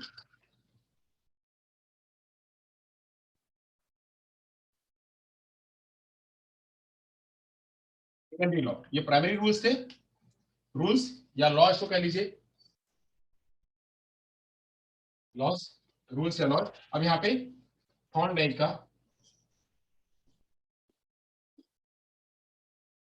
थॉर्नडाइक के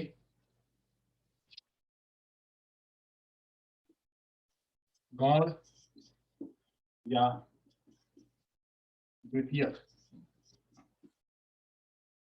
गौण या द्वितीयक नियम, थॉर्नडाइक की गौण या द्वितीयक नियम, ये 5 हैं। कुल कितने हैं? 5 हैं। पांच तौर पर से इसकी चर्चा कर लेते हैं, 5 तौर पर से इसकी चर्चा कर लेते हैं। चलिए, ये 5 गौण नियम की चर्चा करते हैं।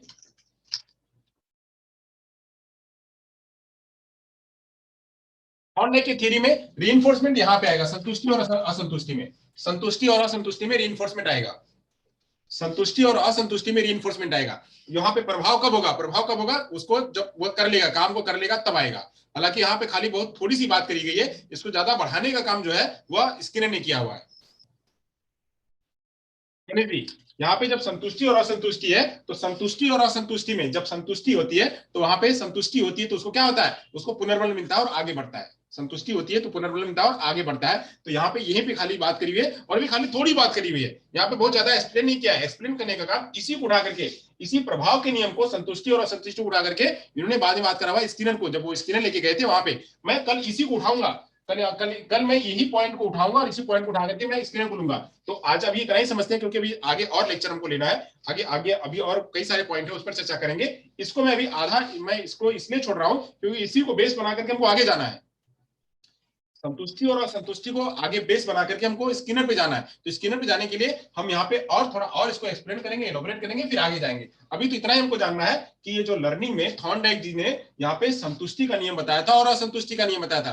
संतुष्टि का नियम यहाँ पे बताया हुआ था कि काम करने के प्रति अगर उसको सेटिस्फेक्शन मिलता है, सेटिस्फेक्शन मिलता है तो आगे बढ़ेगा, सेटिस्फेक्शन मिलता है तो वहीं से पुनर्बलित होता है। वो पुनर्बलित होता है, वहां पे उसको भोजन मिल जाता है, खाने को मिल जाता है, पुनर्बलित होता है तो आगे जाकर के काम करने को और प्रेरित होता है। वहीं असंतुष्टि में जब वो काम नहीं होता है, तो काम उसका नहीं होता तो वह असंतुष्ट हो जाता है और असंतुष्ट तो वही पर बैठ जाता है, आगे काम करने के लिए प्रेरित नहीं होता है। अब यहीं पे पुनर्बलन और पनिशमेंट दोनों की बात आती है। तो पुनर्बलन और पनिशमेंट को आगे जाकर के बढ़ाने का काम जो है वो स्किनर जी ने किया हुआ है, उसको हम आगे चर्चा करेंगे। अभी हम चलिए बात करते हैं थॉर्नडाइक का गौण नियम। तो थॉर्नडाइक के गौण नियम कुल कितने हैं? 5 हैं। तो 5 की चर्चा करते हैं। वो 5 थॉर्नडाइक के गौण नियम कौन कौन से हैं? तो पहला नियम है क्या? बहु अनुक्रिया का सिद्धांत, यानी बहु अनुक्रिया का नियम। पहला नियम है जिसको कहते हैं बहु अनुक्रिया का नियम, बहु अनुक्रिया का नियम, the law of multiple response, बहु अनुक्रिया का नियम, law of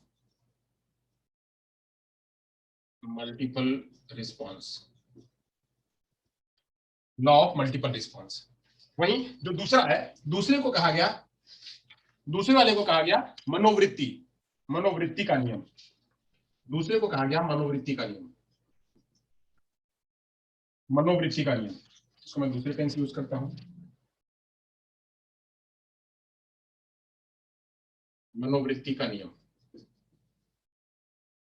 law of tendency, law of tendency या मेंटल सेट, या मेंटल सेट या attitude, law of mental set या एटीट्यूड।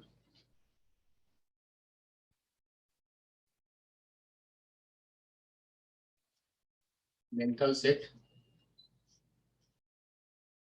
एटीट्यूड क्या है? टेंडेंसी। तो ये हो गया, ये मनोवृत्ति का है। फिर चलिए इस पर हम एक एक की चर्चा कर लेते हैं, फिर आगे बढ़ते हैं। पहले एक एक की बढ़ते चलते हैं, फिर आगे चलते जाएंगे। तो पहले उन्होंने दिया कि बहु अनुक्रिया का नियम, कि वो जितना बार प्रयास करेगा, जितना बार प्रयास करेगा उतना सीखेगा। यहाँ पे प्रयास, बहु अनुक्रिया मतलब क्या? कि लगातार मल्टीपल रिस्पॉन्स, मल्टीपल जो है, मल्टीपल प्रयास करना और मल्टीपल रिस्पॉन्स लेना, मल्टीपल ट्राई करना, मल्टीपल रिस्पॉन्स लेना। तो यहाँ पे जो प्रयास और त्रुटि है, एक बार नहीं, दो बार नहीं, तीन बार नहीं, चार बार नहीं, 5 बार, कई बार प्रयास करना, कई बार प्रयास करना। तो यहाँ पे ये उन्होंने इसमें बताया हुआ था कि प्रयास कई बार लेना।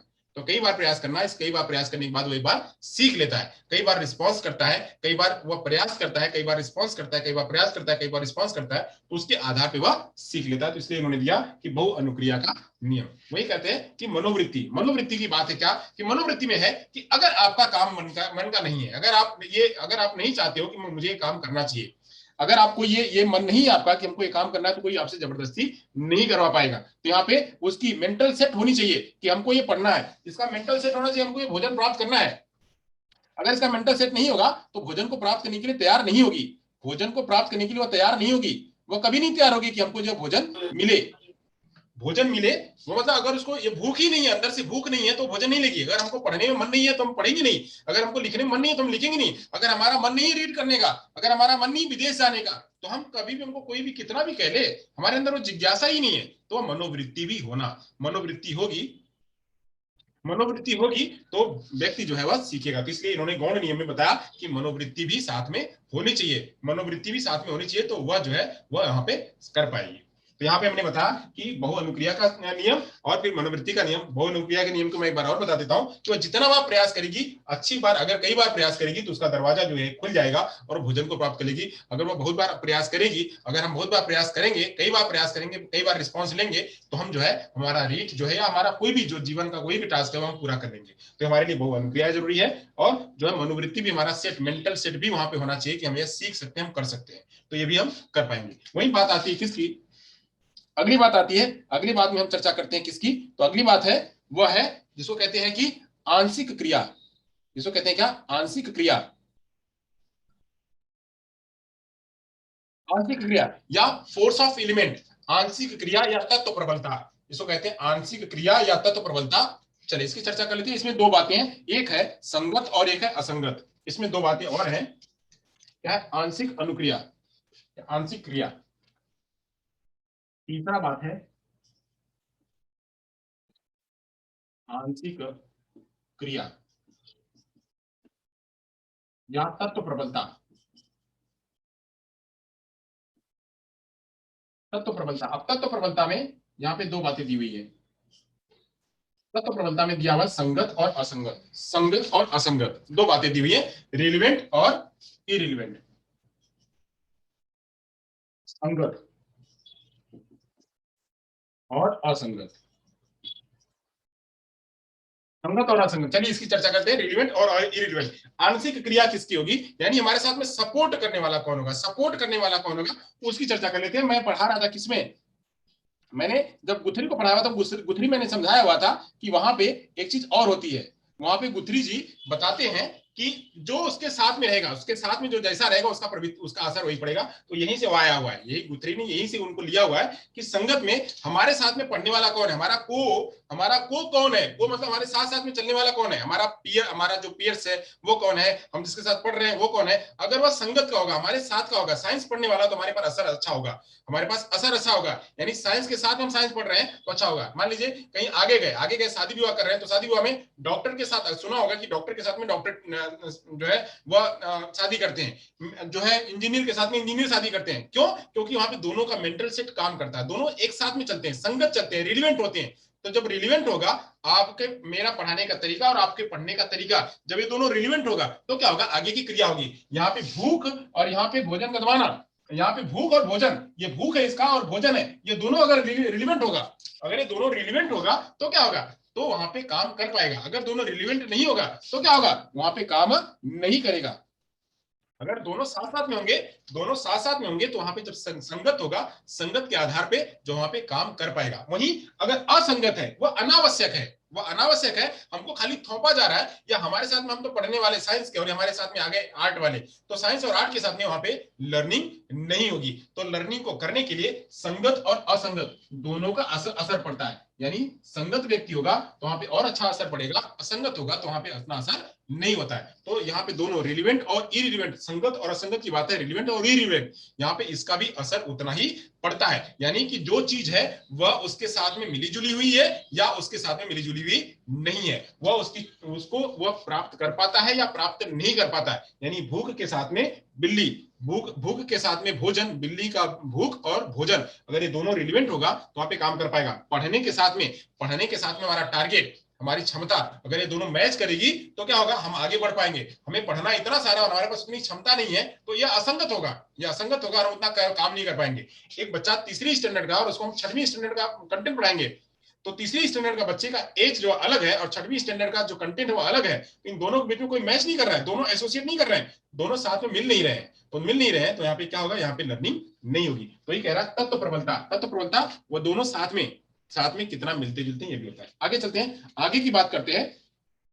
वो कहता है सादृश्य, एनोलॉजी, सादृश्यता का नियम। अगली बात आती है, कहता है सादृश्यता का नियम। जो चौथा नियम है वह चौथा नियम सादृश्यता का नियम। गौण का चौथा जो नियम है वह सादृश्यता का नियम।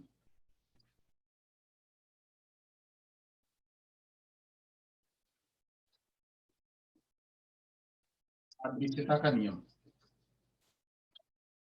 सादृश्यता का नियम जिसको कहते हैं law of analogy. Law of analogy. अब लॉ ऑफ एनोलॉजी क्या है? तो लॉ ऑफ एनोलॉजी की बात कर लेते हैं कि लॉ ऑफ एनोलॉजी में क्या कहते हैं। तो लॉ ऑफ एनोलॉजी जो है वह कहता है कि आपका पुराना अनुभव कैसा है, आपका पुराना अनुभव कैसा है, आप आपने पुराने चीजों में कैसे आपने सीखा हुआ है, आपने कैसे काम किया हुआ है, आपने किस रूप में काम किया हुआ है पहले। मान लीजिए अगर आपने, मान लीजिए अगर आपको आज कार चलाना है, मान लीजिए अगर आपको आज कार चलाना है, तो कार चलाने के लिए आप कार चलाना कैसे सीखोगे? कार चलाना कैसे सीखोगे? अगर आपने पहले पहले साइकिल चलाई होगी, पहले आपने साइकिल चलाई होगी, पहले आपने मोटरसाइकिल चलाई होगी, तो साइकिल चलाने में भी आपको बैलेंस की जरूरत पड़ती है, बैलेंस की जरूरत पड़ती है। और जब मोटरसाइकिल चलाते हैं तो वहां पे भी बैलेंस की जरूरत पड़ती है। वहीं जब आप कार चलाएंगे तो कार में भी बैलेंस की जरूरत पड़ेगी। आप वहां पे ऑटो रिक्शा चलाएंगे तो ऑटो रिक्शा में भी बैलेंस की जरूरत पड़ेगी। तो आपको बैलेंस का ज्ञान है, आपको बैलेंस का ज्ञान है, तो पुराना आपने बैलेंस सीखा हुआ है, उसी को साथ में आप यहाँ पे जोड़ पा रहे हो। तो जोड़ पा रहे हो तो उसके लिए वही कह रहा है कि सादृश्यता का नियम यहाँ पे जरूरी है कि जो पुरानी वाली परिस्थिति है उस पुरानी वाली परिस्थिति से आप नई वाली परिस्थिति के साथ में आप जोड़ करके चल पा रहे हो, उसी को कहते हैं सादृश्यता का नियम।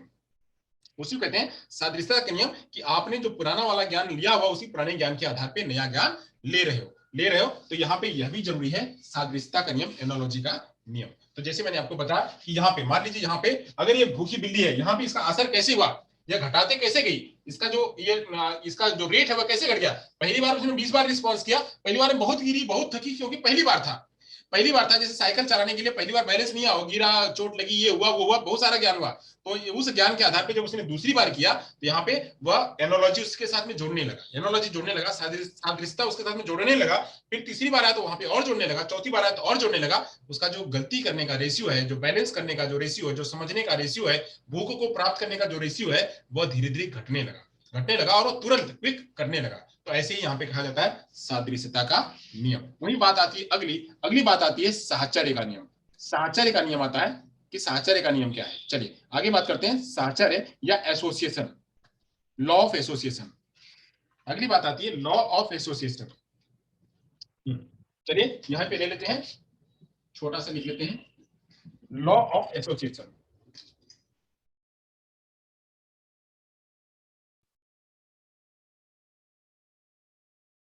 साहचर्यता, साहचर्यता का नियम,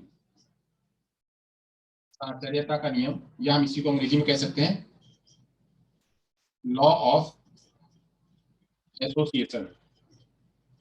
लॉ ऑफ एसोसिएशन, साहचर्यता का नियम।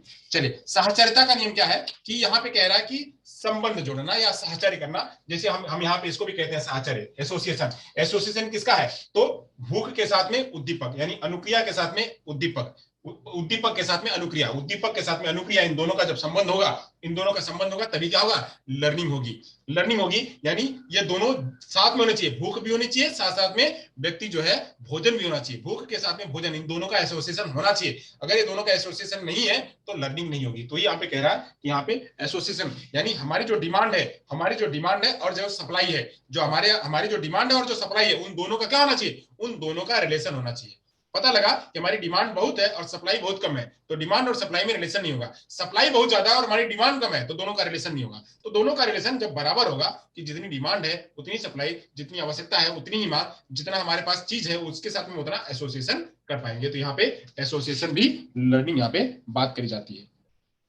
तो एसोसिएशन भी आपने यहाँ पे समझ लिया कि एसोसिएशन क्या होता है। एसोसिएशन में कि जैसे जैसे मान लीजिए बात करने एक और एग्जांपल हम आपको यहाँ पे ले लेते हैं कि यहाँ पे मान लीजिए, यहाँ पे अगर आपको आप यहाँ पे एक चीज, जब बच्चे कैसे सीखते हैं, बच्चे मान लीजिए आपको किसी ने कहा, आप आपने कहा कि खड़े हो जाओ, आप बैठे हो और बैठे हो, किसी ने कहा खड़े हो जाओ तो आप खड़े हो गए, खड़े हो गए। अच्छा, फिर आपने कहा कि सिट डाउन, आपने सिट डाउन, आपको जो है सिट डाउन और स्टैंड अप, दो का किसी ने बताया कि एक है सिट डाउन, एक है स्टैंड अप। एक एग्जांपल है, मैं बच्चों के साथ में जोड़ कर बता रहा हूँ कि सिट डाउन है, आपको किसी ने कहा कि पहले तो आपने कहा कि बैठ जाओ, तो बच्चा बैठना सीखा हुआ था, उसी को अंग्रेजी में कहा कि सिट डाउन, तो सिट डाउन तो आप बैठ गए। फिर कहा स्टैंड अप, तो स्टैंड अप हो गए। वहीं अगर कहीं भरे समाज में है और वहां पे कहा कि please all audience stand up, तो सारे जैसे ही कार में आए स्टैंड अप, तो आप क्या हो गए, खड़े हो गए। फिर कहा गया कि राष्ट्रीय गान बोला जाएगा और सभी लोग अपने अपने स्थान पे स्टैंड अप हो जाएंगे। तो स्टैंड अप हो जाएंगे तो यानी बैठे हो तो बैठ, खड़े हो तो बैठ नहीं जाओगे, खड़े हो तो खड़े ही रहोगे, खड़े हो तो खड़े ही रहोगे। यानी आप क्या कर रहे हो, आप उस वाले साउंड से स्टैंड अप वाले साउंड से आप अपने आप को एसोसिएट कर ले रहे हो, हमको खड़े रहना है, एकदम मुद्रा में खड़े रहना, राष्ट्रीय गान शुरू होने वाला है। या फिर हमको खड़ा होने के लिए कहा गया, हमको बैठना होने के लिए कहा गया, हमको चलाने के लिए कहा गया। वो जो क्रियाएं हैं, वो जो शब्द है, उस शब्दों के साथ में आप अपना एसोसिएशन जोड़ लेते हो। जैसे यहाँ पे भूख के साथ में भोजन, भूख के साथ में भोजन को जोड़ लिया जा रहा है, वैसे ही एसोसिएशन करता है, पुराने वाले ज्ञान जो होते हैं उस पुराने वाले ज्ञान को वह जोड़ लेता है। तो जोड़ लेता है, उसी कहते हैं क्या, साहचर्यता का नियम। तो यहाँ पे उद्दीपक और अनुक्रिया के साथ में साहचर्यता होता है, इसलिए पांचवा नियम वो भी है। यहाँ पे मैंने आपको 5 नियम कुल मैंने आपको समझाए कि, और 3 मुख्य नियम और 5 गौण नियम मैंने आपको समझाए। तो आपको होप आपको समझ में आया होगा। तीन मुख्य नियम क्या थे, तो 3 मुख्य नियम थे, law of readiness, law of exercise, law of effect, और पांच जो है वह गौण नियम थे। तो गौण नियम था law of multiple response, law of attitude, law of response element, force of element, और सादृश्यता का नियम, लॉ ऑफ एनोलॉजी, और law of association. Law of association यहाँ पे आप यहाँ पे कह सकते हैं फोर्स ऑफ एलिमेंट, इसको कह सकते हैं, यहाँ पे मैंने नहीं लिखा है, force of element, force of element. ये 5 जो है इसके गौण नियम है। तो यहाँ पे मैंने आपको इसका पूरा सिद्धांत बताया, इसका नियम। अभी तो मैंने ये एप्लीकेशन बताया आपको, ये मैंने एप्लीकेशन बताया कि ये इसका एप्लीकेशन है, इस एप्लीकेशन के आधार पे हम प्रयोग कर सकते हैं। तो यहाँ पे इसके ये नियम है, अलग अलग नियम, इसको नियम के नाम को अलग नाम से जानते हैं, ये इसका प्रयोग है, और प्रयोग के आधार पे ये इसके एप्लीकेशन है। ये प्रयोग था, प्रयोग के आधार पे एप्लीकेशन है। इस एप्लीकेशन को करने के लिए यहाँ पे कुछ सोपान है, ये सोपान है, मैंने इसकी चर्चा आपके सामने कर दी। अब इसमें कुछ जो है, कुछ इसकी आलोचनाएं भी हुई हैं, कुछ आलोचनाएं हुई हैं, वो आलोचनाएं समझ लेंगे, और आलोचनाएं समझने के बाद हम इसका जो है हमारे जो शिक्षा में कहाँ प्रयोग है उसकी चर्चा कर लेंगे। चलिए, तो हम इसको मिटा दें, इस वाले को मिटा दें, और ये वाला रहने देते हैं, ये वाला रहने देते हैं, ये वाला मिटा देते हैं। चलिए, या फिर हम ये मिटा देते हैं, ये आसान है, ये आपको समझ में आ जाएगा, इसी को मिटा देते हैं बस, बाकी रहने देते हैं।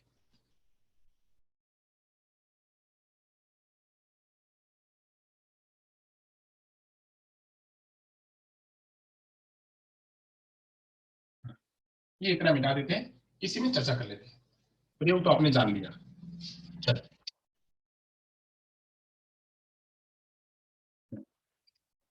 अब यहाँ पे पढ़ लेते हैं इसकी आलोचना, थॉर्नडाइक की आलोचना कहाँ हुई थी।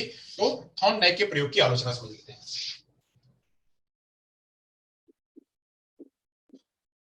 थॉर्नडाइक के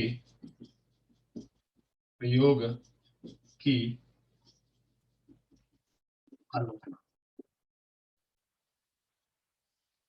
आलोचना कहाँ हुई थी, तो सबसे बड़ी आलोचना इनकी ये थी कि ये जो है, यह मात्र प्रयास और त्रुटि पर ही इन्होंने अधिक बल दिया। ये इनकी बहुत आलोचना है कि इन्होंने ज्यादा ज्यादा जोर दिया प्रयास और त्रुटि पर।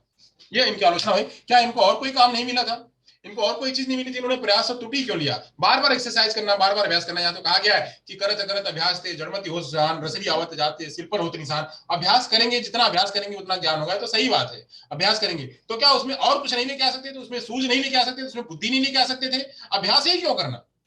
अभ्यास करने तो बच्चा वहां पे जो है हैबिचुअल हो जाएगा, अभ्यास करने से उसका हैबिचुअल हो जाएगा, वो नई चीज नहीं लेके आएगा, वो करेगा, अभ्यास कर लेंगे, यहाँ पे लिख लेंगे, लिख करके कर लेंगे, लिख करके दे देंगे, हो जाएगा। वो अपनी सूझ नहीं लगाएगा, वो अपना दिमाग नहीं लगाएगा, वो तो खाली वो उसको कहते हैं हार्ड वर्क करना, हार्ड वर्क करना, या उसको गधा मजूरी करना कहते हैं। करेगा, चलो लेके आए, बोझ लेके आए दे दिया, बोझ लेके आए दे दिया, बोझ लेके आए दे दिया, तो वही नहीं, दिमाग भी लगाओ ना, बोझ लगाने की क्या जरूरत है, देने की क्या जरूरत है, बोझ देने की क्या जरूरत है उसको, भाई इतना यहाँ से ढो करके सामान वहां लेके जाओगे, अरे भैया पैसा दे दो, वहीं से खरीद लेगा, वो ले लेगा। किसी ने कहा भैया जब गए हो, अहमदाबाद गए हो, भावनगर गए हो, तो वहाँ गाठिया मिलता है, वहाँ पेंडा मिलता है, वहाँ गाठिया और पेंडा लेके आना। तो गाठिया पेंडा चलो ठीक है, थोड़ा सा लेके आएंगे, बट यही गाठिया पेंडा वहां भी मिल जाता है, सेम यही फ्लेवर, सेम यही चीज, यही ब्रांच उसकी वहां भी है, वहां से ले लो। यहाँ से हम ढो के लेके जाएंगे, फ्लाइट में लेके जाएंगे, ट्रेन में लेके जाएंगे, उतना हमारा भार लगेगा, उतना हमारा किराया लगेगा, उतने पैसे में वही चीज वहां भी मिल जाती है, वहां ले लो। बोलेंगे यहाँ से जो है वो पाउडर लेके आना, ये लेके आना, वो लेके आना, तो चीज तो वही वही मिल जाती है। तो ये कहा कि अभ्यास का नियम, अभ्यास के नियम में उन्होंने कहा कि बार बार अगर हम वही चीज कराते हैं एक एक अगर अभ्यास कराते हैं तो बच्चा वहां पे खाली अभ्यास के लिए प्रेरित होता है, वहां पे अपना सूझ अपना दिमाग नहीं लगाता है। तो यहाँ पे उन्होंने बस जोर दिया किस पर बात करी गई कि इसकी जो इन्होंने प्रयास और त्रुटि पर जोर दिया, इसकी आलोचना हुई। प्रयास एवं त्रुटि पर ही ध्यान दिया, प्रयास एवं त्रुटि पर ही ध्यान दिया। यह कहा इस पर प्रयास और त्रुटि पर ध्यान दिया, कहा कि इसमें प्रयास और त्रुटि पर जो है व्यक्ति यांत्रिक हो जाता है। कहा गया क्या कि यहाँ पे इसकी वजह से व्यक्ति यांत्रिक हो जाता है, नहीं मशीनीकरण हो जाता है, यांत्रिक हो जाता है, यांत्रिक हो जाता है। वो अपनी सूझ नहीं लगाता है। क्या? वह अपनी सूझ नहीं लगाता, सूझ है नहीं अपना दिमाग नहीं लगाता है। यह उनकी आलोचना हुई, यह उनकी आलोचना है कि यहाँ पे जो है वह सूझ अपनी नहीं लगाते। यहाँ पे यह भी कहा गया कि जो सीखी गई अनुक्रिया है, ये जो पुनर्वलन है, पुनर्वलन पर भी कहा कि यह जो है पुनर्वलन देने की कोशिश करते हैं बार बार। तो यहाँ पे कहा गया कि सीखी गई अनुक्रिया, यहाँ पे सीखी गई अनुक्रिया को स्पष्ट रूप से व्यक्त करने के लिए पुनर्वलन जरूरी होता है। मतलब वहां पे जो सीखी हुई अनुक्रिया है, जो सीखा हुआ ज्ञान है, उस पर दिया जाए। मतलब व्यक्ति ने कोई प्राप्त कर लिया है, सीखा हुआ ज्ञान और पुनर्वलन,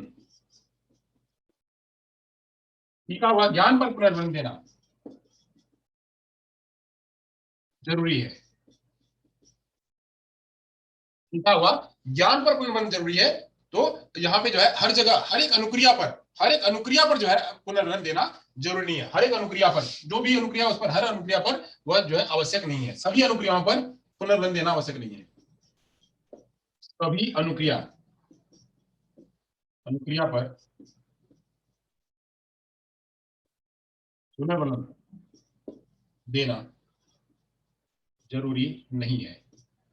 अब इसी बात को जो है स्किनर आगे लेके गए। इन्होंने समझाया कि इसको सतत और असतत रूप में पुनर्वलन कैसे देना है, इसको आगे लेके गए। यहाँ पे इसी बात की इनकी आलोचना हुई कि पुनर्वलन की बात तो करी, पुनर्वलन या सबको पुनर्वलन देना, पुनर्वलन देना, पुनर्वलन देना। तो पुनर्वलन देने पर व्यक्ति क्या होगा, उसका हैबिचुअल हो जाएगा और वो आगे की लर्निंग जब तक पुनर्वलन नहीं मिलेगा तब तक नहीं करेगा, जब तक पुनर्वलन नहीं मिलेगा तब तक नहीं करेगा।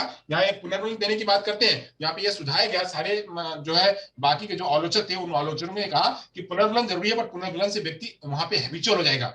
वो बस जहां पे सीखा हुआ अनुक्रिया है, बस सीखी हुई अनुक्रिया पर ही, जहां जहां सीखा हुआ ज्ञान है उसी सीखे हुए ज्ञान पर ही वहां पे पुनर्वलन दिया जाए उतने के लिए। अगर हम सभी अनुक्रियाओं पर अगर पुनर्वलन देंगे, सारे रिस्पॉन्स पर अगर पुनर्वलन देने लगे तो क्या होगा, व्यक्ति उस पर हैबिचुअल हो जाएगा और जब तक अनुक्रिया नहीं मिलेगी, जब तक उसको पुनर्वलन नहीं मिलेगा तब तक वो अनुक्रिया नहीं करेगा। तो यहाँ पे भी इनकी आलोचना हुई। तो यहाँ पे दो तीन आलोचना यहाँ पे हुई। पहले मतलब मुख्य रूप से कह लीजिए तो दो ही है कि प्रयास और त्रुटि के आधार पे कहा गया कि प्रयास और त्रुटि की पर ही इन्होंने फोकस किया, इन्होंने सूझ पर फोकस नहीं किया। कहा गया कि प्रयास और त्रुटि के जरिए अभ्यास के जरिए व्यक्ति यांत्रिक हो जाता है, यांत्रिक मतलब मशीनीकरण हो जाता है, वो अपना दिमाग यहाँ पे नहीं लगाता है। फिर उन्होंने कहा कि पुनर्वलन जो है हर एक अनुक्रिया पर देना जरूरी नहीं है, यहाँ पे एक पर्टिकुलर रिस्पॉन्स हो जाए उस पर पुनर्वलन दिया जाए तो बच्चा जो है ज्यादा सीखेगा। और इसी को एक्सप्लेन करने का काम स्किनर ने किया था। चलिए अब यहाँ से बात कर लेते हैं, ये तो हो गया आलोचक। अब हम यहाँ पे बात करेंगे कि इसका जो है शिक्षा में क्या प्रयोग है,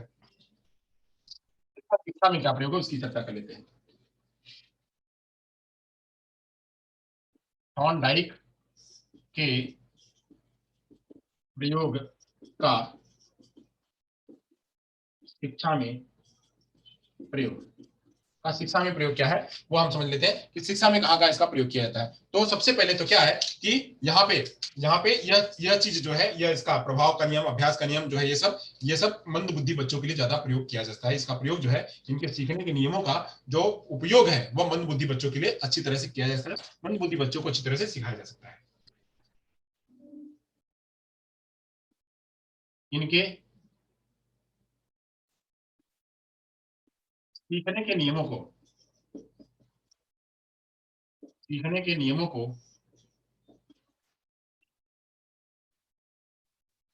मंद बुद्धि वाले बच्चों के लिए के लिए अधिक लाभदायी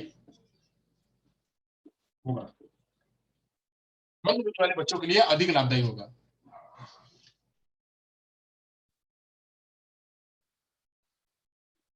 हेलो, हाँ जी, यस मैम।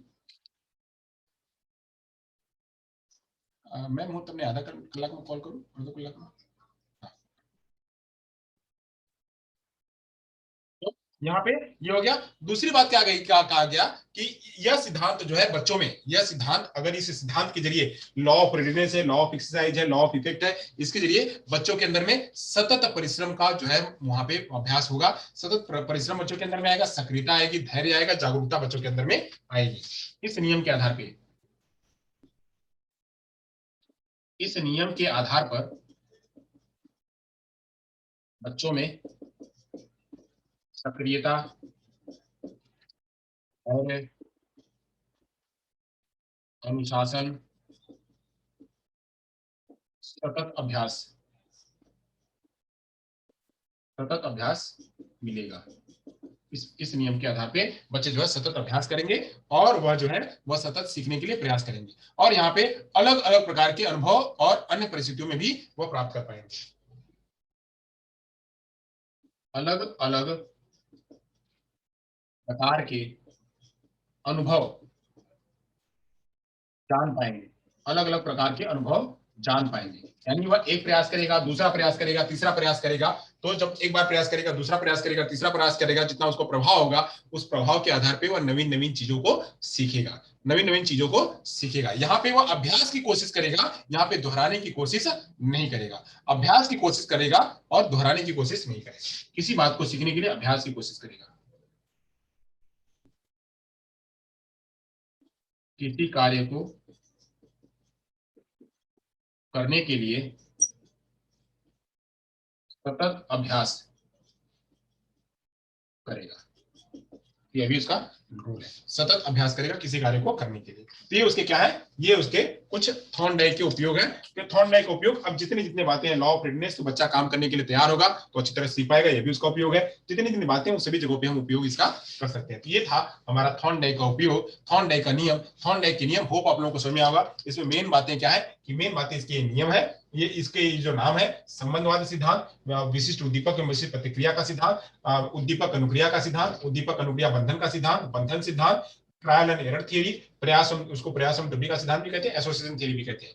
तो ये इसका नाम है, नाम को हमको जान के रखना है। फिर ये इसका बिल्ली का प्रयोग है, बिल्ली के प्रयोग में एक विशिष्ट स्टिमुलस है, विशिष्ट रिस्पॉन्स है, इसको हमको समझ के रखना है। फिर इसमें बात समझ के रखना है कि इसकी जो है वो प्रयोग है, तो प्रयोग जो विशिष्ट उद्दीपक और विशिष्ट अनुक्रिया के बीच में संबंध होता है, तो संबंध के आधार पे वह व्यक्ति सीखता है और कई सारे कोशिशें करता है, कई सारे ट्रायल और एरर करता है। तो ट्रायल और एरर में पहला प्रयास, दूसरा प्रयास, तीसरा प्रयास, चौथा प्रयास, कई सारे प्रयास करता है, और एक समय ऐसा आता है कि वह 0 प्रयास में सारी बातें सीख लेता है। तो एक ये भी हमको ट्रायल और एरर को भी समझना है। फिर हमको समझना है इसी ट्रायल और एरर और इसी सोपानों के आधार पे, इन्हीं सोपानों के आधार पे इन्होंने 3 नियम बताए, 3 मुख्य नियम बताए। ये 3 मुख्य नियम खास आते हैं और जरूरी आते हैं, एग्जाम में पूछे ही जाते हैं कि इसका नियम क्या है। तो लॉ ऑफ रेडनेस है, इसके बारे में पूछा जाता है कि क्लासरूम में जब पढ़ाएंगे तो लॉ ऑफ रेडनेस कहाँ यूज में आता है।